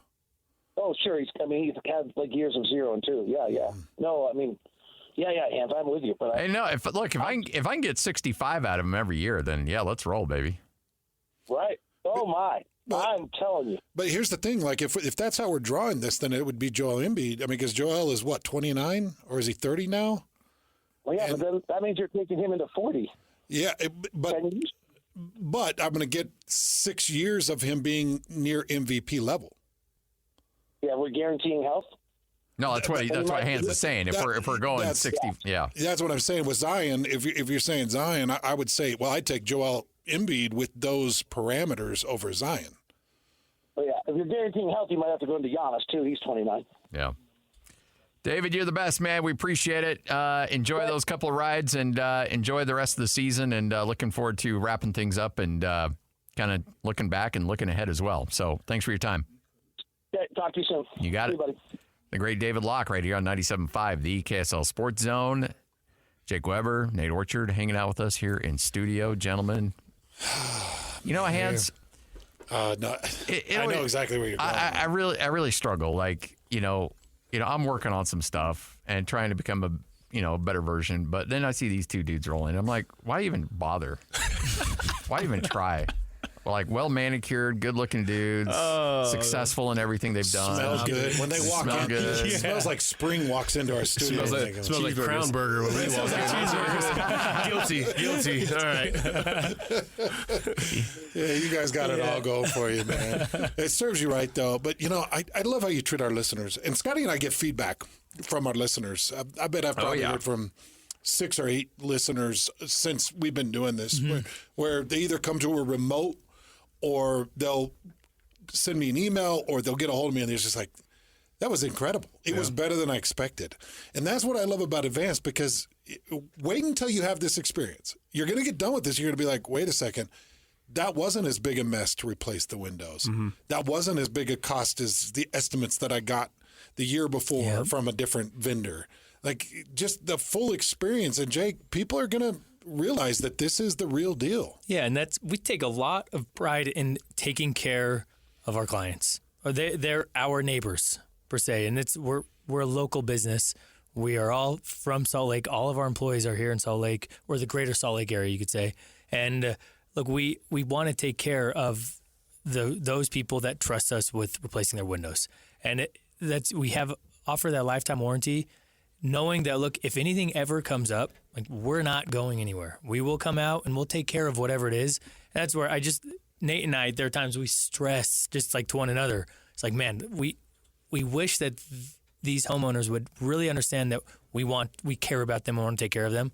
And that's why we offer, like, when we get on with you guys, the additional $3,000 off, just to help, like, push you. If you're even thinking about new windows, let's have someone come out. Yeah, it's just an encourager. It's like, look, let's have someone come out and really, we can transform your home. We've seen it. You have listeners that have given you that feedback, and we can transform it not only from the outside but just the inside. And you think about those energy savings. If you're saving, so we've people that we talked to last week where their energy bills, like their heat bills in the winter, previous years were around like $350 a month, and they got their windows swapped out, and it was down to $150 a month. Yeah. And it's like, and then you talk about financing on top of that. Those are real savings, by the way. I'm telling you, that's not fake numbers. That more than pays for the windows. You get 10 windows, and you could have financing options where you're as low as $170 a month. And you talk about those savings, you're paying for the windows with those savings. And really, with the finance options that we have, rebates that we offer from Rocky Mountain Power and Dominion Energy, we can come up with a way for you to be able to buy these new windows, save money, invest in your home, increase the value of your home, and transform your home from the inside out. I think, and Nate, you can talk about this as well, the financing options, because there's people out there like, hey, look, I'm still paying off Christmas. Like, I'm up against it, and I appreciate the $3,000 off, but, I'm not liquid enough to be able to handle that right now.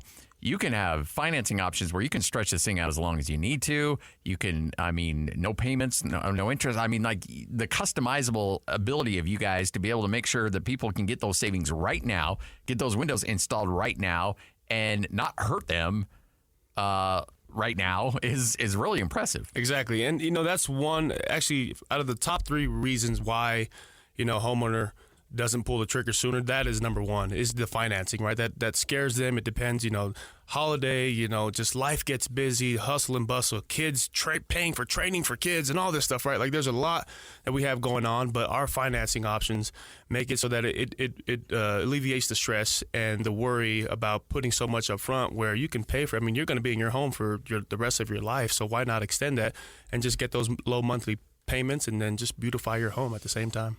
Give them a call, 850-9100. Just put it in your phone and call them and just have the estimate. It's low pressure. It's just going to give you an idea of what your cost is and maybe what your savings are and what the financing is. It's just a full education opportunity.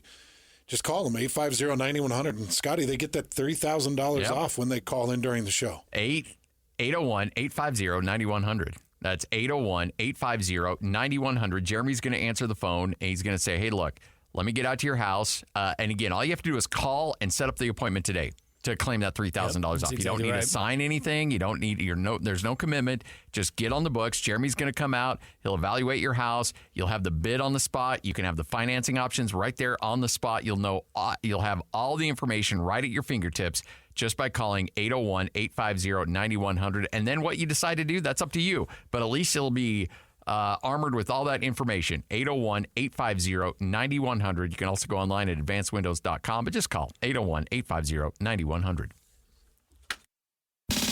This is DJ and PK. Time to welcome Steve Cleveland back to the show. Follow my storyline a little bit here. So Mark Pope gets a Kentucky job, which leaves the BYU job open. Are we going to see the return of Steve Cleveland to Provo, Utah? That's probably not happening. But just talking about Mark and that circumstances, I can't even imagine. I would be shocked if he left after all that he's done and where they're at and what's happening. Would that be a great opportunity for Mark? Yes, absolutely. You have resources that are unimaginable. He's also got an entire team back that has a chance to do something special again next year. If Jackson Robinson stays, they're going to be picked in the top 3 or 4 in the Big 12 next year, probably. From a selfish point of view, I hope he stays because I think they've got something really special going on at BYU. But that's his choice, and we'll hear more about it, I guess, if it happens. Catch DJ and PK mornings from 6 to 10. Presented by Murdoch Chevrolet. Proudly serving Utah since 1926. On 97.5, the KSL Sports Zone. It's time to saddle up and talk about the winners and the losers. This is the good, the bad, and the ugly. Now, here's the good. Before we get to the good hands, it's Jazz Ticket Tuesday, which means we give away tickets. All you have to do right now is be calling number 12, 801-575-ZONE. That's 801-575-ZONE, and you'll win tickets to see the Jazz square off against the Houston Rockets in the Delta Center on April 11th. Tickets will be sent electronically via SeatGeek.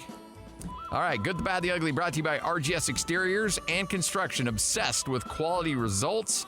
And one of my favorite dudes, I know you're not supposed to play favorites, but one of my favorites that I've ever been around, that I've ever covered, Neemias Queta. Played at Utah State, helped win back-to-back conference championship games. And in the NBA, second-round draft pick, now with the Boston Celtics, and he has been signed to a 2-year which includes a team option for the 24-25 season. That according to Hoops Hype. So he gets himself an opportunity to continue on. Good for him. There in the NBA. How do you think he'll do? I think he's got great mobility. I think he's got great shot blocking ability. I think that he's an elite rebounder. I think that the NBA can be a long-term home for him for sure. What's his comp? Would it be like a Clint Capella? He's probably not as long as Clint Capella. No. But I guess I'm asking his skill set. Because Capella's made a long, long career of this. Would it be like a Tristan Thompson? Yeah, maybe. That's a tough one. I'm trying to picture Keita in an NBA fit. And what like a best case comp would possibly be. And I see him encapsulate some of what I remember from Clint Capella and what we're still seeing, what I remember from Tristan Thompson. And I don't know because he's such a low post throwback. Yeah. He's a throwback. Like, he kind of reminds me a little bit, and I'm going way back, and this guy's a Hall of Famer, so I'm not comparing him apples to apples, but the same kind of game as like Robert Parrish back in the day. Like just long, athletic, not a huge offensive threat, but when he does get in the low block, he's got some opportunities there. He's just a really tremendous, and he's just a really good teammate too. So I think that he's good to have around a team. I think he's good for defensive presence. He's not a guy that's going to demand a lot of things, and he's just a good player to have on your team. So I mean, yeah, there's some opportunities there for him to be not really special. I'm not talking about like an elite level, all-star. I'm just saying a guy that you can have on your roster and near the end of your bench and give you a good rotational minutes when called upon. I don't understand why he couldn't be in this league for a long time. Well, I hope he sticks around for a while. And Boston's not a bad place to land, buddy. No, not at all. That's a great team to land on right now. Yeah. Because the more success a team has, the less turnover you see. Yes. So if you can stick around for a while that way, that's good. All right. Hans and Scotty, there's your good. Let's get to the bad. Now the bad. So yesterday we talked about former Texas Longhorn defensive tackle Tavondre Sweat and a DUI arrest. Yeah. Information is starting to surface, and this is according to Austin police. At 4:41 in the morning on Sunday, he was, in fact, involved in a car crash. Now, what's weird is he was driving the SUV in this crash, and he was arrested for DWI. The sedan he hit, the driver left the scene. Really? Okay, so just so everybody... That's usually the other way around. Yeah. Just so everybody understands this scene. 4:41 in the morning on this last Sunday. Tavondre Sweat gets in a car accident. He's in an SUV. There's another driver in a sedan. He gets in an accident. He stays, waits for officers. They charge him with DWI. They take him down. They book him. They arrest him. But the driver of the sedan that was involved in this car accident left. He fled the scene. And as of this morning, when I was researching the story, they had not found the driver of the sedan. Wow. So I don't know. I don't know where this story is going to take us. All I know is Tavondre Sweat, I don't know, probably rated. He's rated a high second rounder. I don't know how far he falls. Not much. Depending on, if anybody was hurt, but nobody was hurt because he was. As far as we know. Yeah, as far as we know. But why would the other driver run? Maybe he got some baggage he doesn't want out there. I just don't get it. But I'm sure that more information on this story will surface. Yeah, no, But he was involved in a car accident and was charged with a DWI at the scene. Guys, got to stick around, man. You got a payday coming. Well, at least he stuck around. Yeah, he didn't take off. No, so that's good. Nowadays, you got to say at least he did that because most aren't. I know of a specialty player for the Chiefs that decided not to do that last week. Yep. All right, there's your bad. Time for your ugly. And of course, the ugly. And this is something I wanted to throw at Lloyd. Shane Bieber, who is, he started out this season at an insane rate with the Guardians, pitcher for the Guardians. Insane rate. So Shane Bieber he ends up with some nerve damage and has to get a Tommy Johns. Yeah. So Tony Clark, who is one of the leaders of Major League Baseball Player Association, he said that it's the pitch clock. He's like, the pitch clock is causing these issues. And, of course, Major League Baseball comes out and they're like, the pitch clock's not doing that. Like, you don't have any research that shows that. And, of course, what do reporters do? They run to Shane Bieber and they're like, did the pitch clock do this? And Shane said, no, it's a bunch of circumstances. The quote is a combination of a number of factors, is what he said. And he said it through tears because he was talking about his off season and the work that he put in. And he said, the reason this is so hard at the start of the season is I fell in love with pitching again. I found my stroke. I found what I wanted to do. I came out. It was working for me. And now I've got to get this Tommy John's, but he refused to put it on the pitch clock. How much of a career, I mean, it's not a death sentence, Lloyd, but Tommy John's is up there, right? Yeah, Tommy John's is up there. But, I mean, yeah, players come back from it, but it changes the career. Yeah. But, yeah, it's not pitch clock. Like, that's not causing the injuries to hurry up and like that's impacting the offense. That's helping the offense. Yeah, that's impacting the defense. Like you're seeing, but it's not impacting the pitcher. But it's not pitcher. No, that's not doing anything. So you got to speed it up a little bit. Why would this MLBPA representative? Yeah, you're going to have to do. They're going to have a lot of research that comes from this. You're not just going to have it from a couple seasons. But are players whining about it?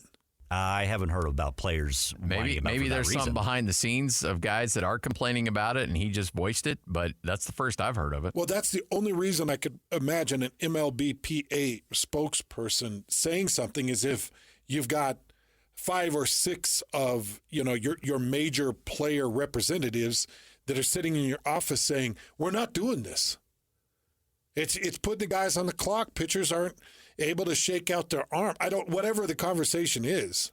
But it's not putting extra pitches, is it? No. It's limiting pitches, is it not? No, and they're getting the same amount of pitches. They're still on a pitch count. It's not changing that. Yeah. It's shortening games by 28 minutes a game. It's one of the best things baseball's ever done. If not the... Yeah. In my time watching baseball, it's the best. Oh, yeah, by far. That extra minute of shaking off a catcher, stepping off the mound, or throwing back to first. I don't think that is impacting somebody's health. Yeah. All right, good, the bad, the ugly, right here on 97.5, the KSL Sports Zone. All right, let's give away a golfer, shall we? That's right. Caller number 12, 801-575-ZONE. That's 801-575-ZONE, and you'll win a pair of tickets. Or excuse me, we've already given away tickets. Sorry. We will give you a golfer in the You Win a Golf major giveaway. All brought to you again by You Win a Golf. And all you have to do is be caller number 12. Lloyd will assign you a golfer.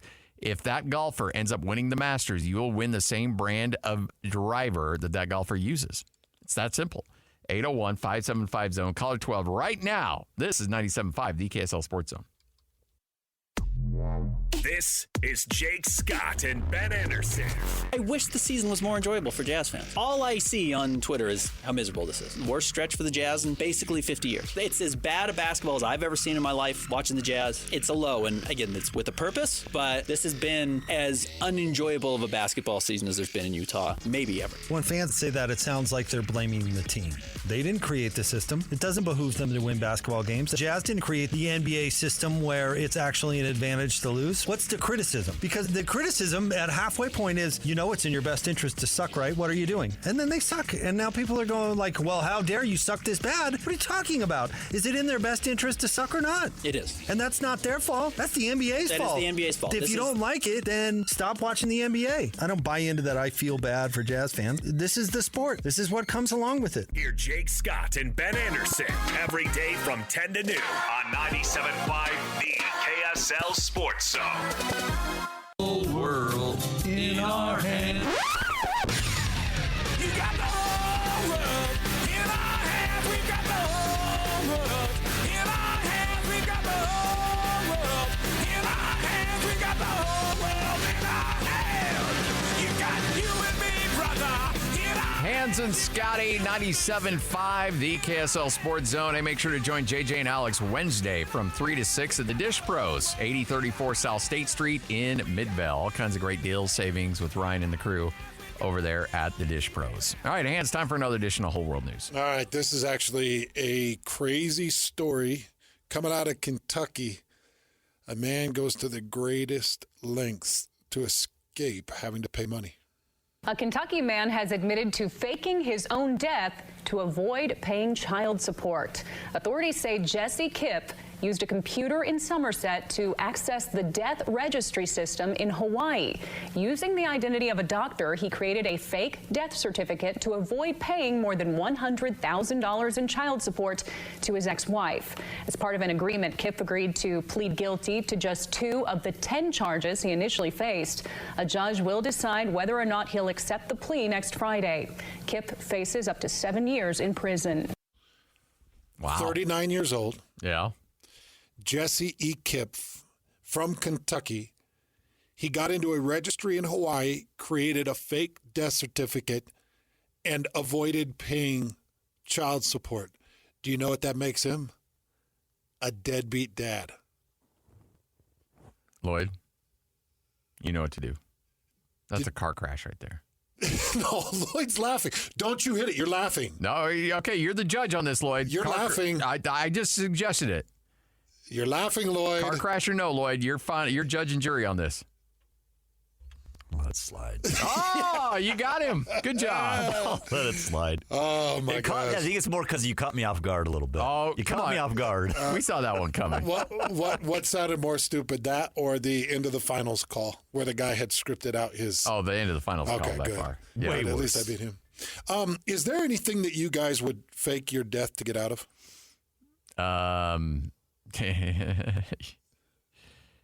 Yeah. There's a lot of things, but I worry about who's listening. Yeah.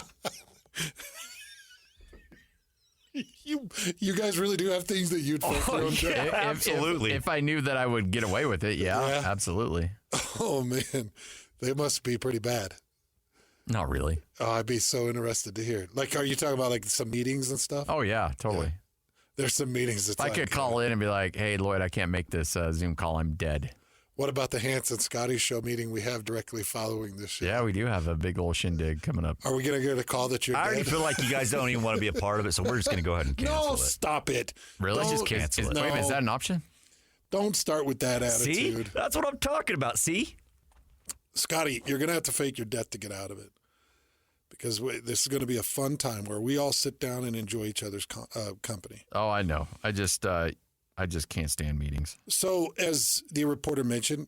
By the way, I showed up today because I thought our 10:30 meeting was today. It's on Thursday.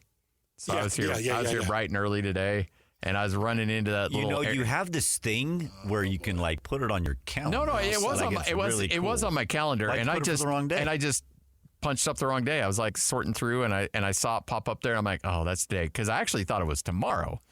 And for some reason, I got stuck on Thursday, and I'm like, oh, geez, it's today. So I'm running out of the house real quick, and then I get here, and then I walk into that studio down below, and I'm like, wait a minute, they're shooting something right now. I'm like, this isn't where I'm supposed to be. Hey, guys.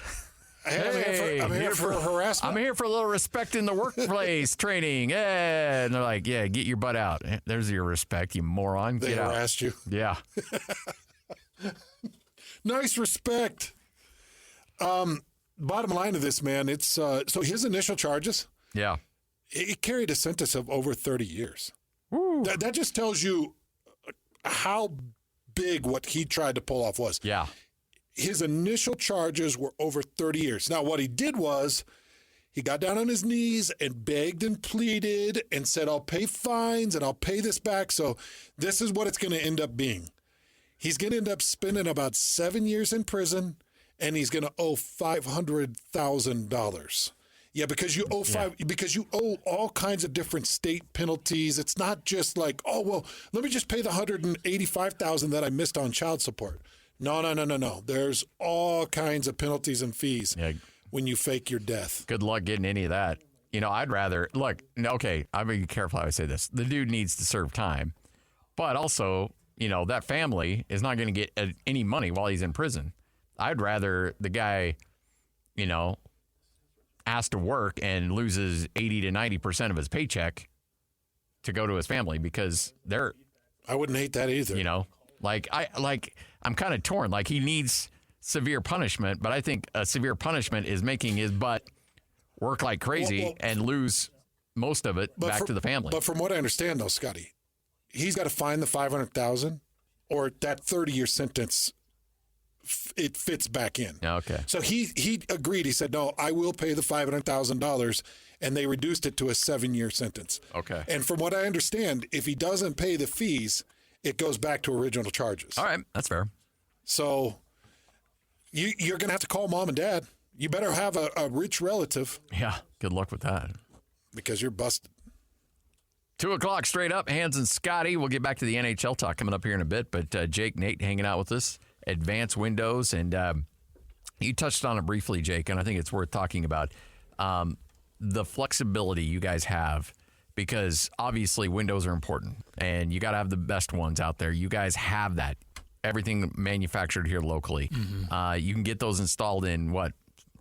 More 8 weeks to 10 weeks. 8 weeks right now. It's kind 8 of weeks. eight weeks or less. So you're going to from measurement to installation. Yeah. So you're going to have that's like right now. Again, March was very busy.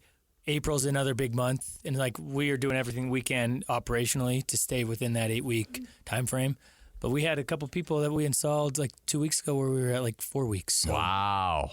And so you have they're the best, quick installation, local company, the warranty to go along with it. And now you throw in the financing option that you can really customize anything you want to make sure that you can get in those windows ASAP. Yeah, and the financing options, really, that's so many people that we talk to and hear from. Customers call in or they'll have a conversation with one of our sales specialists when they go to the house, and they see the price that we are offering. If they've had some of our competitors out there, whether it's like a door-to-door company or some of the other like big name brands out there, you see that price initially and it's like, oh my gosh, I'm not ready to do windows. Like I'm not ready. And it's countless number of times that we've gone into the house afterward where they've called us and said, hey, we just come in, like, give me an estimate. I'm just curious. Like, come look at my windows, give me an estimate. And we come in and we're half of the price. That's incredible. Half the price. And that's not sacrificing quality. No exaggeration. That is very honest. That actually makes me sick because that tells me there is a real problem in this industry. And it's you have what we're able to do and offer, and what makes us unique, and why we can come in with the quality and the price is because we don't have a middleman. We don't have a dealer that we're selling through. Most other window companies buy the windows from the manufacturer, they put their markup on it, and then they sell them to you. And we don't. We are the manufacturer, and you're buying them direct from the manufacturer, so you don't have that middleman markup. And that's how we're able to, look, we have volume. When we do 10 or more windows, we are able to get better pricing from our suppliers. And we're able to, the volume, the vinyl that we're using, we don't have as much waste, so we're able to give you better pricing. The volume drives the price. And so when you have 10 or more windows, we can come on here and say, hey, look, we're going to give you $3,000 off because the volume is driving that price. That's incredible. All you have to do is make one phone call, and Jeremy's there to help you out. Now, we directed, I don't remember Jeremy's name coming up before. Yeah, no, Jeremy he's salt of the earth. He is the window guy. Like, that is, if you have anyone on our team, Jeremy is the window guy. And if you talk about having He's not the teddy bear, right? He's not the teddy bear. No. He's not the elite athlete? No. He's both of those things, actually. Oh, okay, all right. He's both of those things. But he's the window guy. But he's been in Windows for 30 years, and he's installed Windows. He's been a key part of our team for a long time. And when you talk about getting an audit of your current Windows, he will be able to go through your Windows and tell you everything about your Windows. And if you need new Windows or if you just need glass, whatever it is, it's no pressure. He'll give you that free audit, and then at the end, you'll have a price. You'll know what the price would be if it's just glass. If you're wanting to replace 10 windows, if you want to do your whole house, whatever it is, you'll have the price, your financing options, all of that on the spot without waiting for those numbers to come back a week, 2 weeks, 3 weeks. Crazy financing options, $3,000 off when you swap out 10 windows or more. A great conversation with the teddy bear and elite athlete in Jeremy at 801-850-9100. And you're going to get those things installed in like 8 weeks tops. Call right now, 801-850-9100. Here's the thing. You call right now. You get on the books for Jeremy to come by and give you the bid, the financing options. That'll lock in the $3,000 off. You don't need to commit today. You just need to get on the books today. That's it. And then you can decide how you want to proceed. But it all starts with a phone call, 801-850-9100. It's Advanced Windows right here on 97.5, the KSL Sports Zone. You're locked on to Hans Olsen and Scotty Chin. That's right. Yeah! on 97.5, the KSL Sports Zone.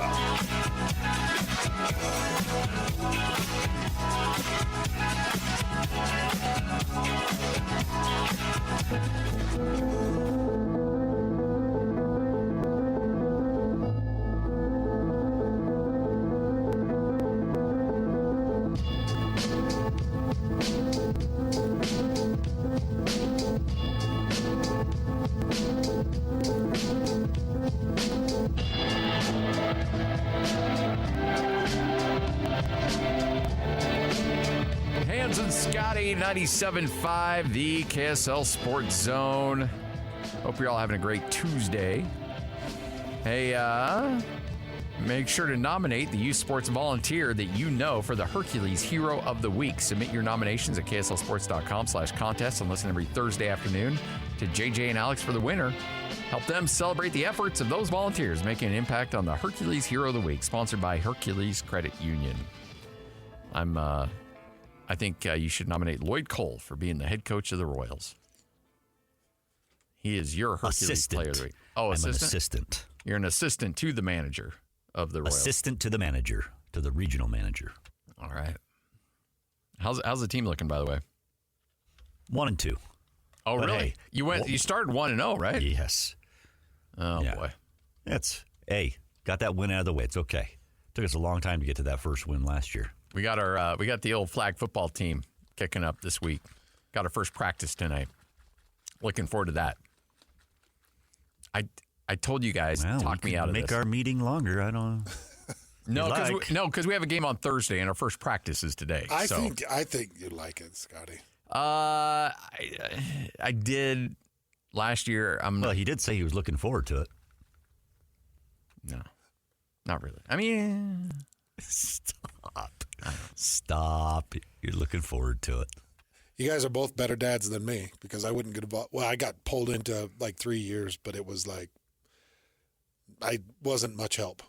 I think that the kids, like when they were really into it, it was enjoyable. And I think all of us are just kind of limping into it. Like, I don't think anybody, like the kids, me, I don't think anybody This is really like the wants fifth to. year with this little group, isn't it?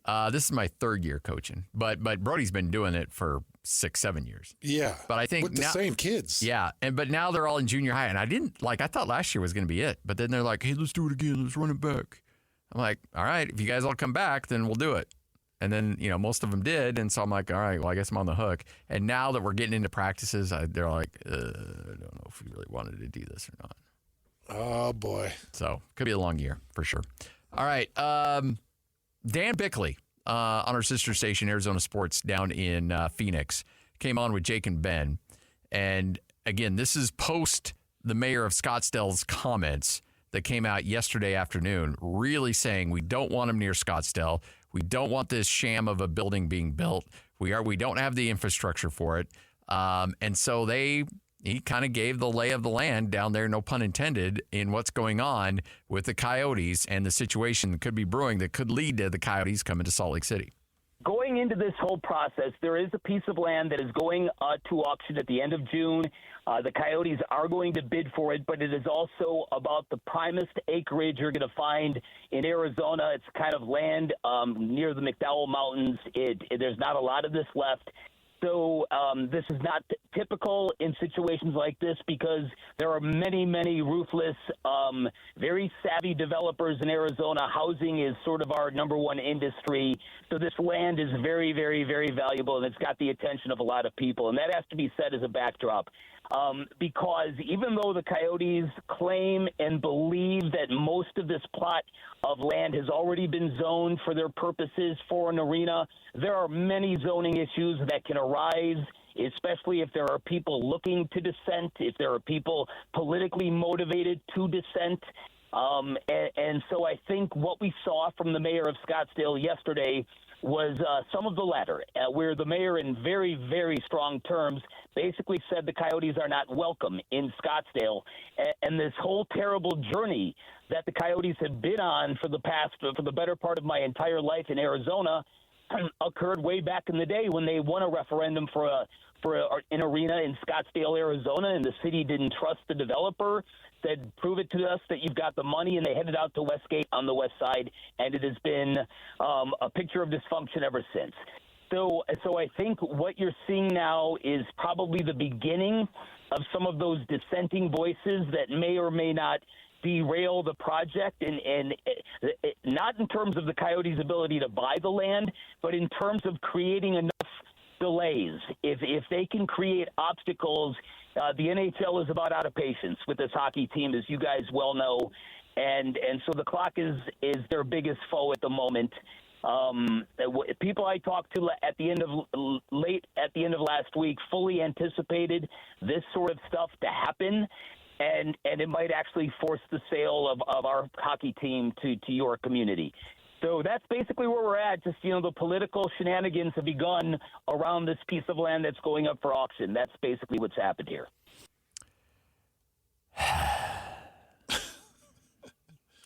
Yeah.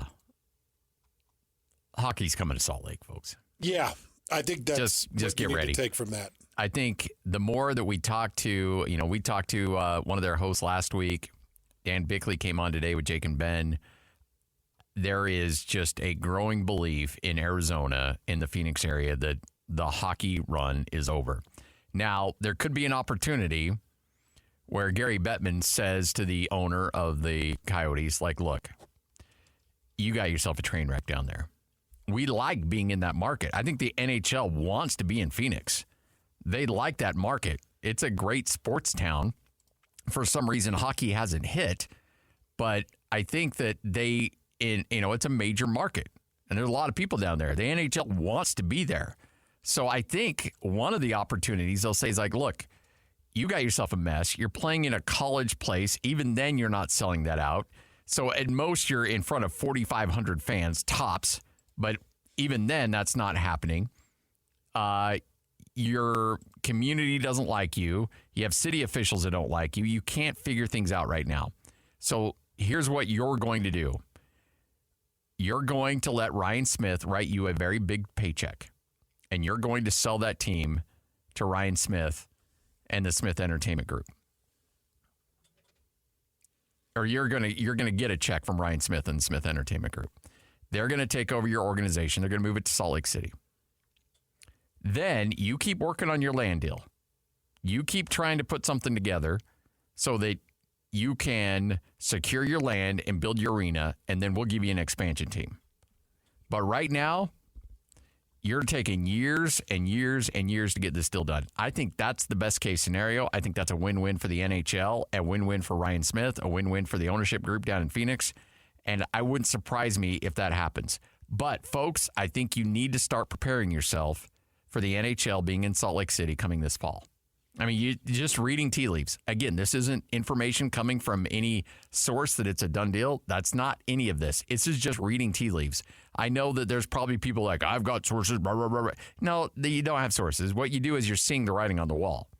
So the writing on the wall says that this team is probably going to be sold, and this team that is going to be sold is very likely going to be sold to Ryan Smith and the Smith Entertainment Group. And there's a good chance you're going to be seeing hockey coming up this fall. When Ryan Smith is sending out images of a new arena and he's sending out tweets saying, well, what do you want to name it? And he's doing everything he can basically to tell everybody. And Scotty and I are just kind of putting it into words and trying to make it more clear for you that it's coming, and it's probably coming sooner than later. And it's exciting. This is new for us. Scotty, in the time you've been in this market, I've been in this market, this is the first real major sports edition. RSL might have jumped on. Were you pre-RSL? Just by a bit. Because I was post-RSL. Yeah, no, I remember the whole RSL thing brewing, and when it happened, it was, 04, 05? I'd been in the market for a year. So I think I was with the Colts, or maybe I was with I think you were with team. First AFL, somewhere around there. But yeah, you might have still been with the Colts. But what was that buzz? Do you remember what the? Okay, in all honesty, because Major League Soccer back then was not. No, it was not a big thing. It was not a big thing. And look, I remember very distinctly when the Utah Blaze came to town. Oh, yeah. Yeah. That we had the rights to both the Blaze and RSL, and the Blaze put RSL on the back burner. Like, we were more focused on the AFL team than we were the Major League Soccer team. Now, obviously, we see the trajectory of those two, where it went. AFL folded, and RSL is a thriving team, and Major League Soccer is a thriving league, and has a lot of great things going. And better. But at the time, in the early 2000s, it was like, oh, wow, AFL. Oh, Major League Soccer, go away. But this is the first edition for really all three of us in a major sport. I mean, that's fun. That's really exciting for me. And for those of you out there that have been listening to the Hans and Scotty show over the last couple of weeks, or maybe a month and a half, we've shifted it into gear a little bit. We've got Jay Stevens who joins us. You've heard multiple out-of-market NHL voices come on, and we are definitely jumping in. Look, if we're going to invest this level of time on the show and with the station, it should be a direct indicator to you to how certain we are that it's coming. Yeah. Specifically this show. I mean, we've been barking about it, barking loud. But, as Scotty mentioned, it's nothing other than having these out-of-market guys come on and say, hey, look, this isn't even close. This mayor's saying no deal at all. The market really isn't supporting it at this point. There's no real outcry. Yeah, there's a small, very religious grouping of Coyote fans that really want it here, but they aren't making enough noise to make it that important to be here. And as Scotty mentioned, kind of the embarrassment of what arena they're playing in, not just what arena they're playing, but how poorly they've played over the years. It is time for a new home, a rebranding, re-imaging, and a retooling of that NHL organization. Yeah. Yep. And this is the right opportunity for them to do it, is to come here to Salt Lake City. Coyotes have, 1, 2, 3, 4, 5 games left. Their schedule, they will wrap up against the Oilers coming up next week, the 17th. That's a Wednesday. Honestly, it wouldn't surprise me on Thursday or Friday of next week, an announcement coming down. Of next week? Now, again, just speculation. Yeah. But when their season's over, I think that they want to get through the year, let the players finish off, and then all of a sudden they're being like, say, hey, look, you know what? This is the direction we're going with this organization. Shift it into gear. Let's go. Yeah. Because you want to, it's like when the when the Utah Jazz decided to remodel the arena. Yeah. It couldn't have been, what was the night of the draft? Pretty much. It was, I think it was right after the season ended. They were like, let's rip it down and let's go. For the arena, that's right. Yeah. And the Zion Center was the night after. When you spilled the food everywhere. Yeah. And they were like, what does it matter? It's getting torn up anyway. I spilled a huge plate of nachos with all this cheese sauce all over the floor, and Scotty told me to leave it because they're going to be ripping up the floor tomorrow. So I did. That was a lot of food, too. Yeah, oh, man, I loaded up that plate. I had like 3 stacked layers of cheese and chili and sour cream and by the way, Lloyd knows chives and Lloyd knows this because my wife called me when he was in my office. I left my lunch at home. Oh, and I am dying right now. You're starving. Oh my gosh! I'd have shared my figs with you. You had figs? Figs? Yeah, I had a split set of figs. Yeah, the Fig Newtons. Oh, the Fig Newtons. Oh, I thought you meant like the actual. Yeah. All right. Sorry. I just shortened it into figs. But bottom line is, I think that if I'm Ryan Smith and I'm the Smith Entertainment Group and I've got to sell sponsorships, I've got to sell tickets, I've got to put this infrastructure in place. If we're going to do this, we got to do it now. And we'll give you to the end of the season, but moving an entire operation to Salt Lake City to be ready for playing games in the fall is not an easy thing to do. And so they got to get going now. And so you look at the timeline, you look at the NHL, you look at the mayor's comments, you look at all of this. Again, reading tea leaves, looking at how this whole thing's got to play out, it makes sense that it would have to happen very quickly. And the other thing I'll say, what I believe, it would just be a bit of common sense, and maybe it goes deeper than this. Phoenix, once you lose it, you're not getting it back. Yes. You're not getting the expansion. Yeah. There's other places that will treat an expansion better. The NHL's already seen the embarrassment that is the Coyotes. They're not going to be like, oh, yeah, okay, we're going to expansion. Oh, yeah, for sure you're the first place. We're going to put it back where it was mistreated. We're going to put it back where a mayor said, are you kidding me with this land idea? You're out of your mind. Yeah. We're going to put it back where it was abused and then sold. No.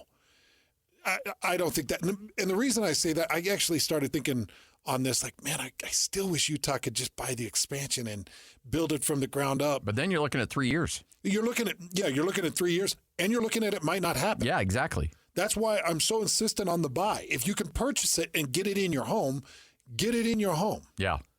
Don't just wait and be like, well, maybe 3 years down the road, maybe there's not 3 years of NHL. Who knows?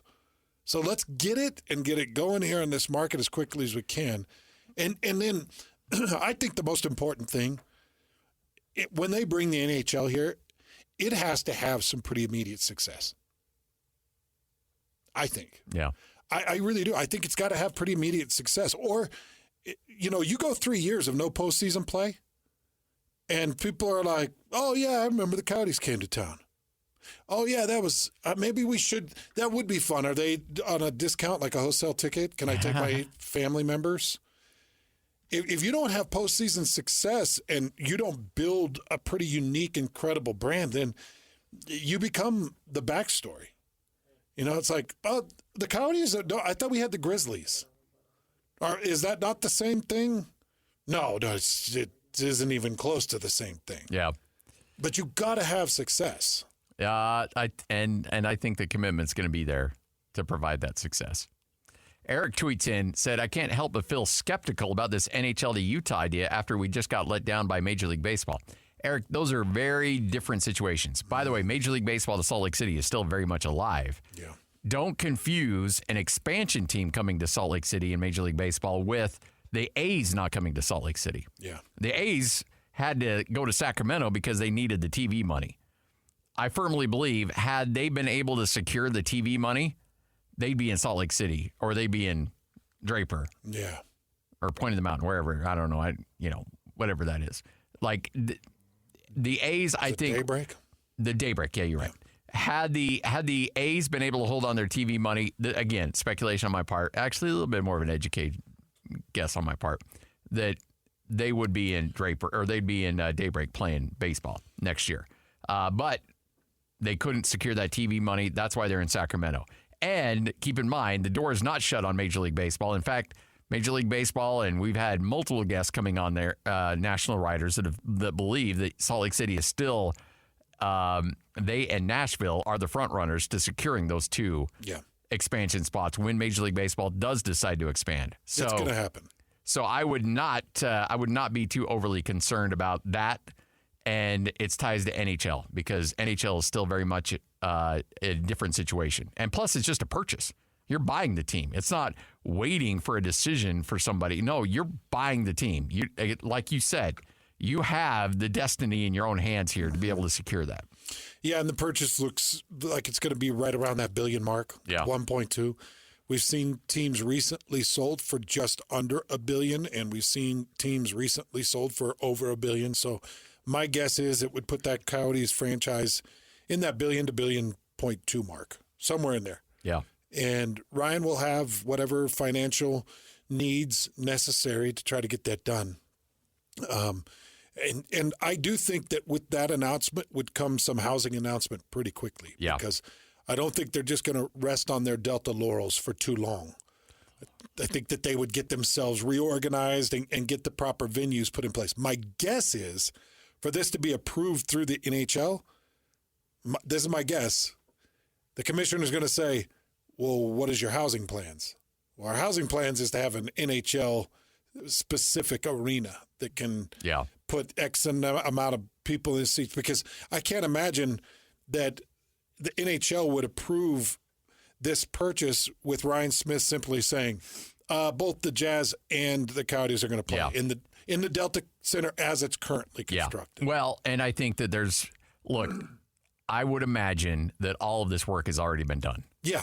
That the plan is already in place. And will be announced pretty quickly. The plans are already put in place, and the NHL has said, okay, look, we're playing this team's playing in front of 4,500. We can handle you playing in front of 12,000 for the next 2 years. That's a vast improvement over what we have in Phoenix right now.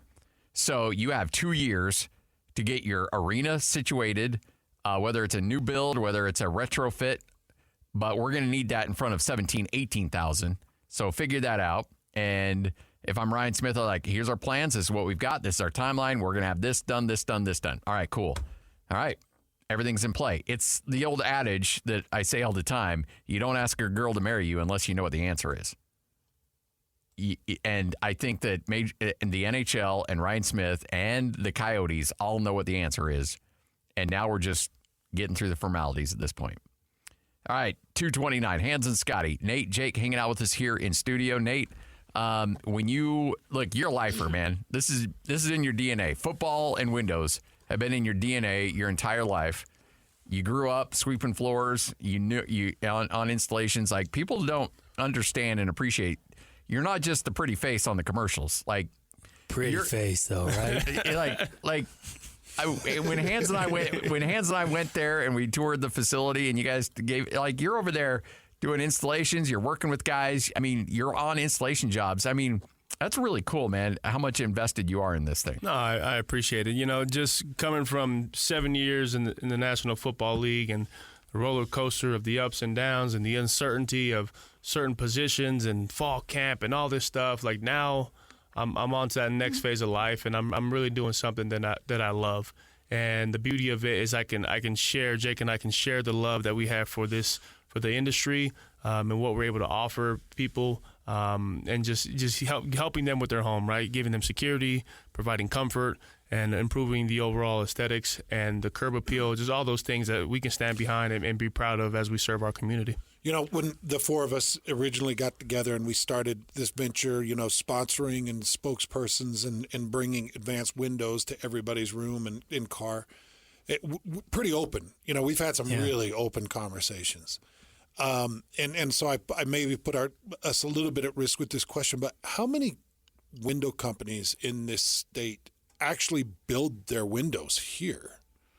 Because, you know, I went out to that home and garden show, and there were probably 12 window companies in there. Yes. I talked about the one that shipped from New Hampshire.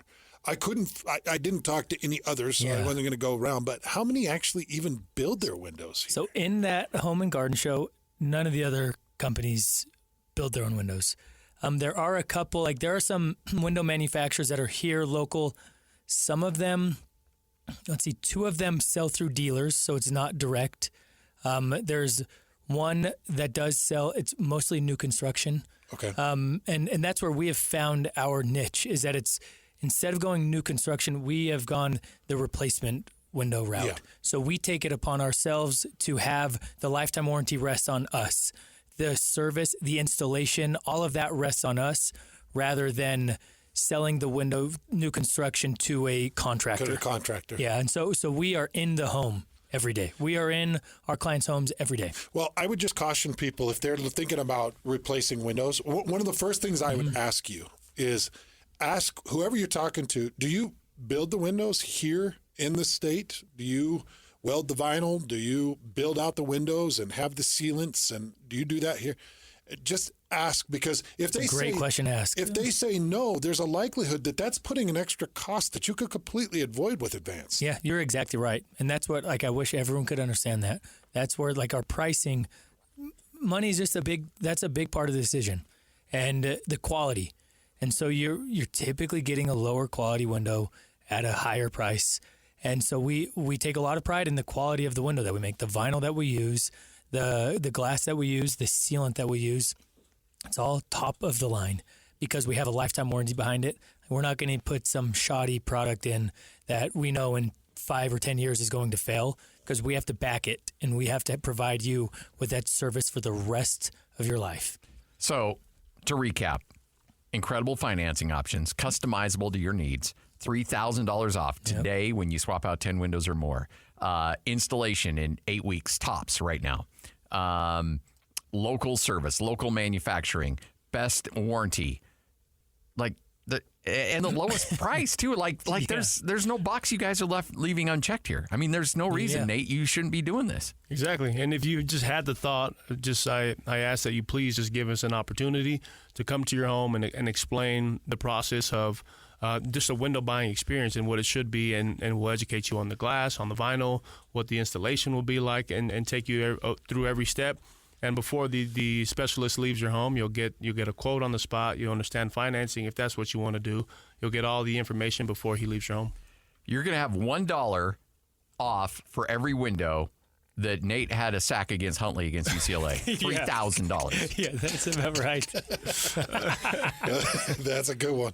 Hands of Scotty, 97.5, the KSL Sports Zone. All you have to do is call right now. Get on the books, 801-850-9100. That's 801-850-9100. It's Advanced Windows right here on 97.5.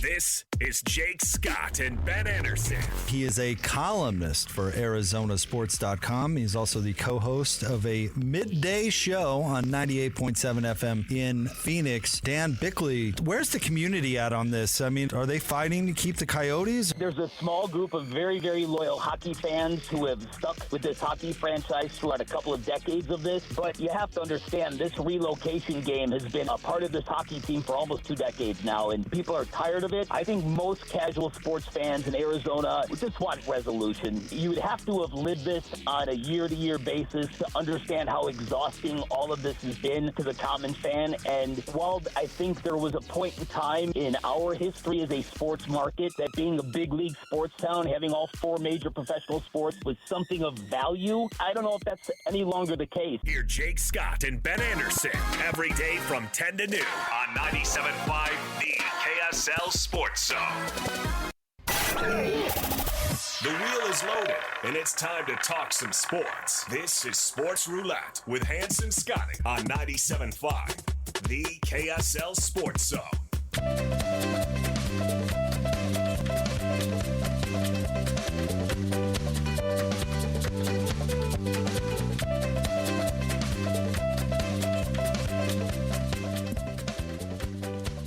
It's one of those days where we just want to thank you for listening.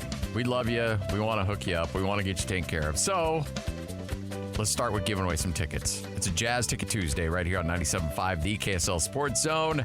Caller number 12, 801-575-ZONE. That's 801-575-ZONE. If you're caller 12, you win tickets to see the Jazz and the Rockets coming up on the 11th at Delta Center. Is this our last Jazz Ticket Tuesday? It is.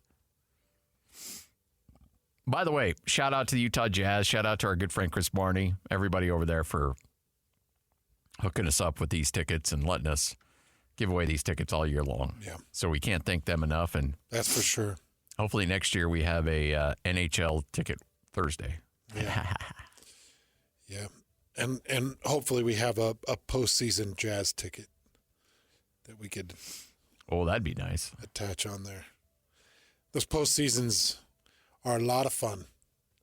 When you got a team that is really competing, those postseasons are a lot of fun.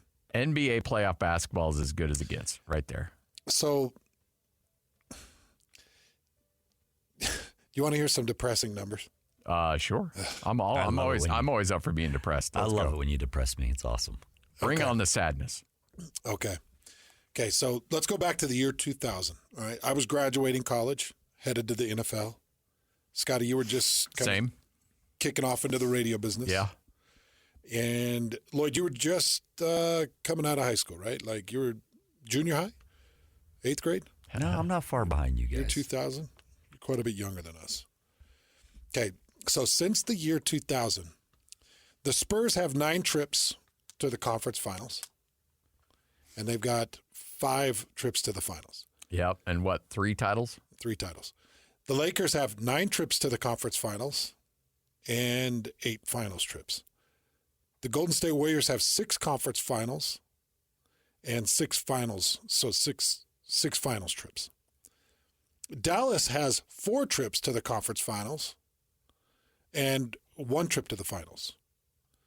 The Suns have 4 trips to the conference finals and 1 trip to the finals in 2020. Oklahoma City has 4 conference finals trips. The Nuggets have 3 conference finals trips since 2020, the most recent in 2022, the 2022 season, of course. Portland has 2 trips, the most recent in 2018. The Rockets have 2 trips, most recent in 2017. The Grizzlies have a more recent trip than the Utah Jazz. The Clippers have a more recent trip than the Utah Jazz. There are only 3 teams in the entire Western Conference that have either been there longer ago or fewer. So you got the Jazz with their finals trip into the 2006 season.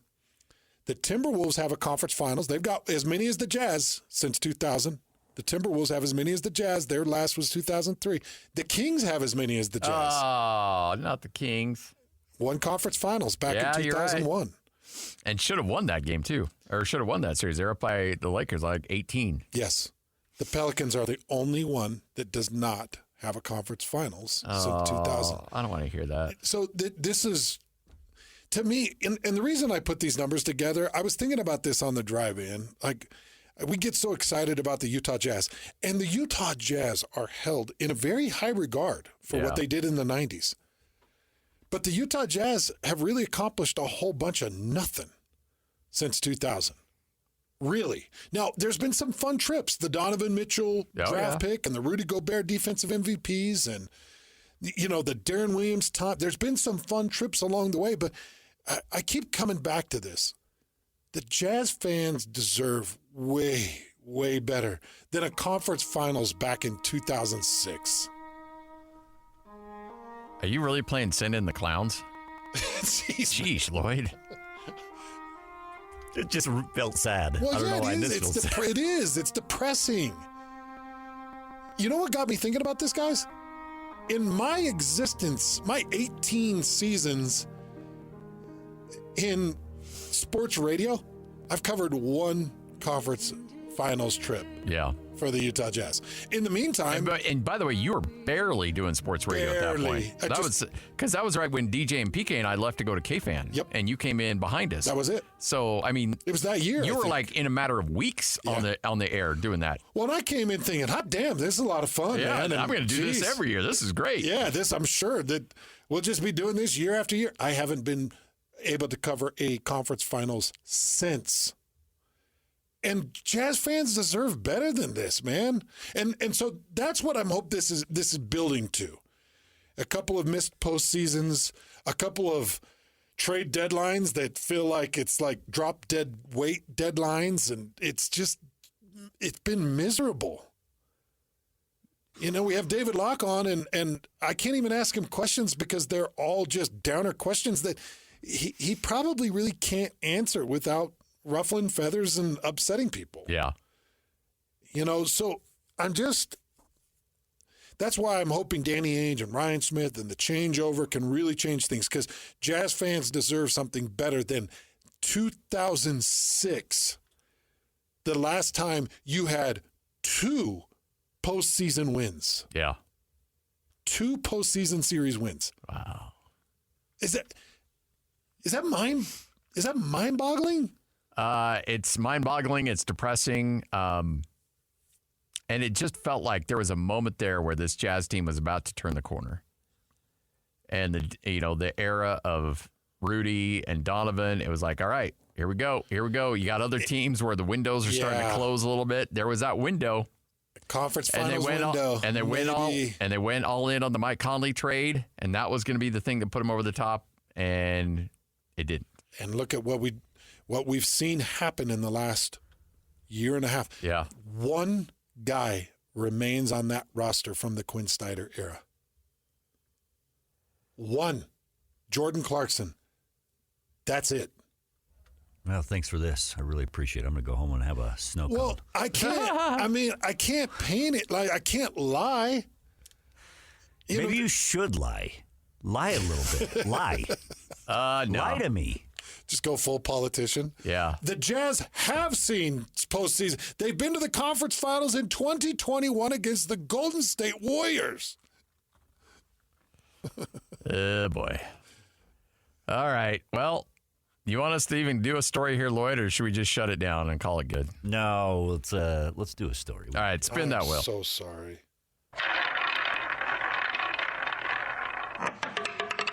Dr. Marvin. Dr. Leo Marvin. Did you guys know that Bill Murray's son was on that coaching staff of UConn? I did not know that until last night. I had no idea. Luke Murray is Bill Murray's oldest son, and he has been coaching for Louisville. He's been coaching for Xavier, but he's been a part of this UConn coaching staff. He works more specifically with the offensive side of that team, but apparently, and according to many, including Dan Hurley, Luke Murray's next step is a head coach in college basketball, and this dude is he is a growing big name in the world. Well, and the thing is, he's been Dan Hurley's right-hand man for a long time. I mean, he started with him at Wagner, then he followed him to Towson, then to Rhode Island, then to Xavier, and then Louisville, and then now so back up with him the UConn. whole way. I mean, it's been crazy. Well, the reason I bring this up is because I saw Bill Murray on the court last night. I'm like, what is he doing? And then he's lifting up the trophy. I'm like, what is he doing? Hey, Bill, put that down. Yeah, because wait a second. They stopped Kevin Hart at the stairs when he was trying to get up to hold this Super Bowl trophy. Yeah, but Kevin was pretty. Yeah, he was 3 sheets to the wind. I know, and his son didn't coach for the team. If his son coached for the team, I guarantee you Kevin Hart would have been up there holding that trophy. I guarantee it. And so I was. You can't just randomly go up there and just grab that trophy. I thought, you know what, man, that's a heck of a deal. Well, I think that's great because here's a guy who's never really like I don't know how generous Bill is. I'm sure he's a great father, but there's a lot of like messed up kids that grew up in Hollywood. And this guy's 39 years old. So, he's younger than Ghostbusters. So Bill Murray was at the height of his career when this kid was born. Yep. And so he grew up with every luxury item known to man. And yet he's starting at Wagner and then Towson and Rhode Island and working his way up and paying the dues and all that stuff. Like, I admire the heck out of that because the guy could probably just be like, even Tom Hanks, who seems like a genuinely good person, he's got a deadbeat kid. Like, there's a lot of these actors that have like deadbeat kids. Trying to get out of, he's faking his own death. Yeah. But like, here's a kid that's like, no, you know what? I don't want to go into acting. I don't want to comedy, but I love basketball. And the dude has cut his teeth and done everything that's been asked of him and will eventually become a head coach here pretty soon. That's so cool. Luke Murray. Keep your eyes out for that guy. 2:50. We'll wrap things up. 97.5, the KSL Sports Zone.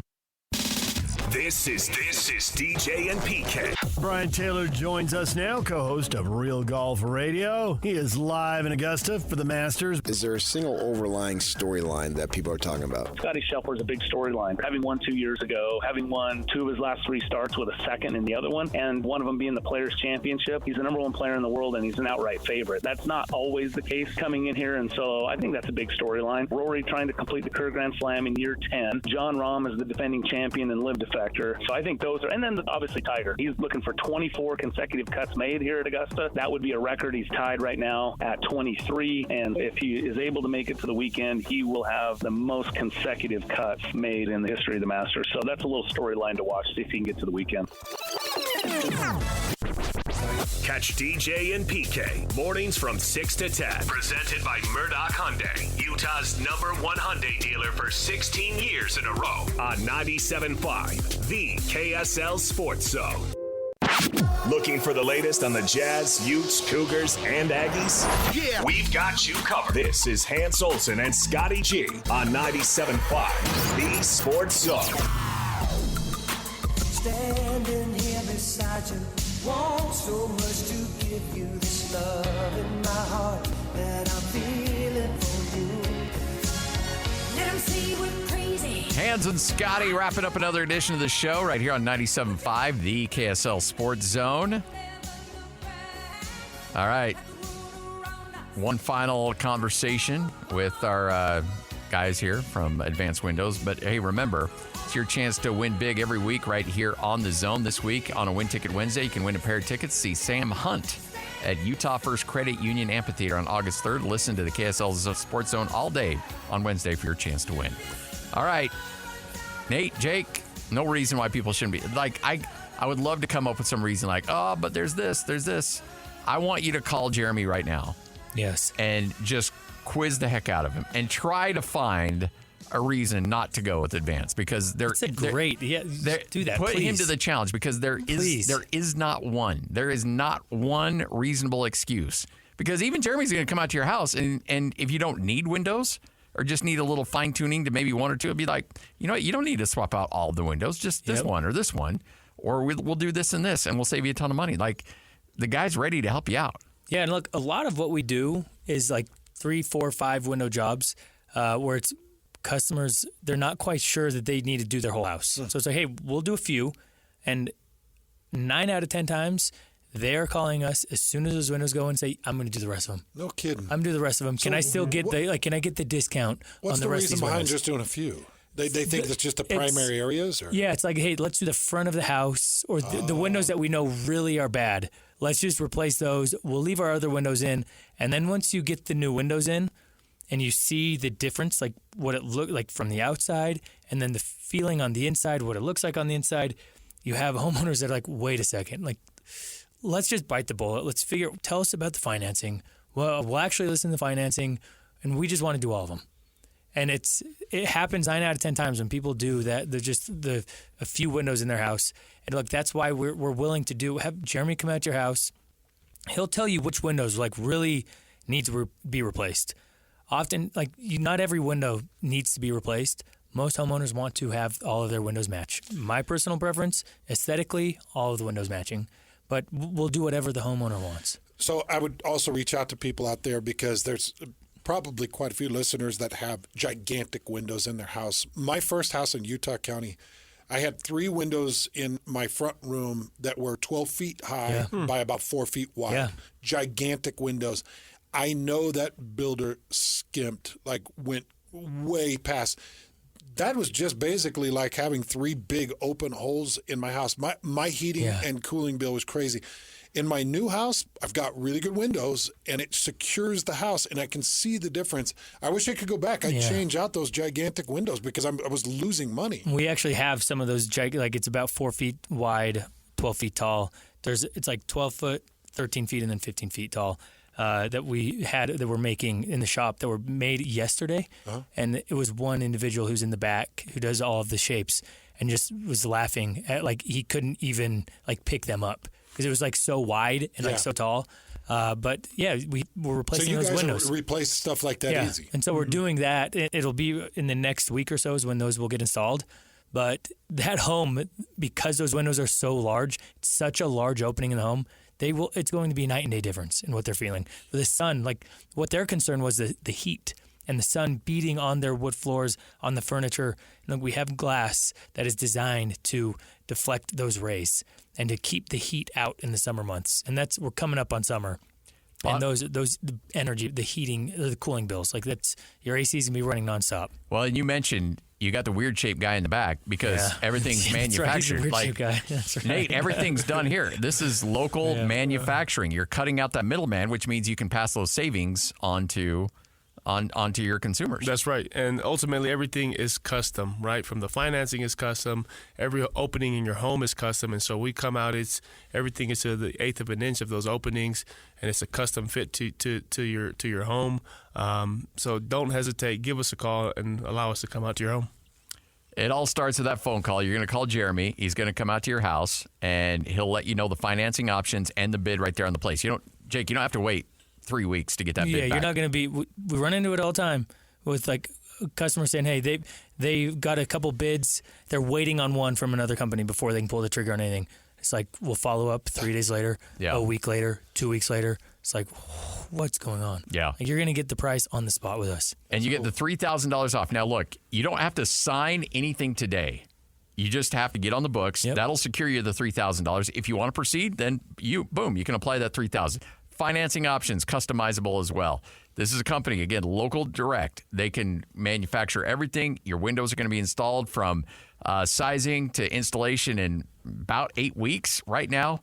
It all starts with that phone call, though, 801-850-9100. Claim that $3,000 off right now, 801-850-9100. You dudes are the best, man. Thanks for hanging out. Thanks for having us. Appreciate you. 97.5, the KSL Sports Zone.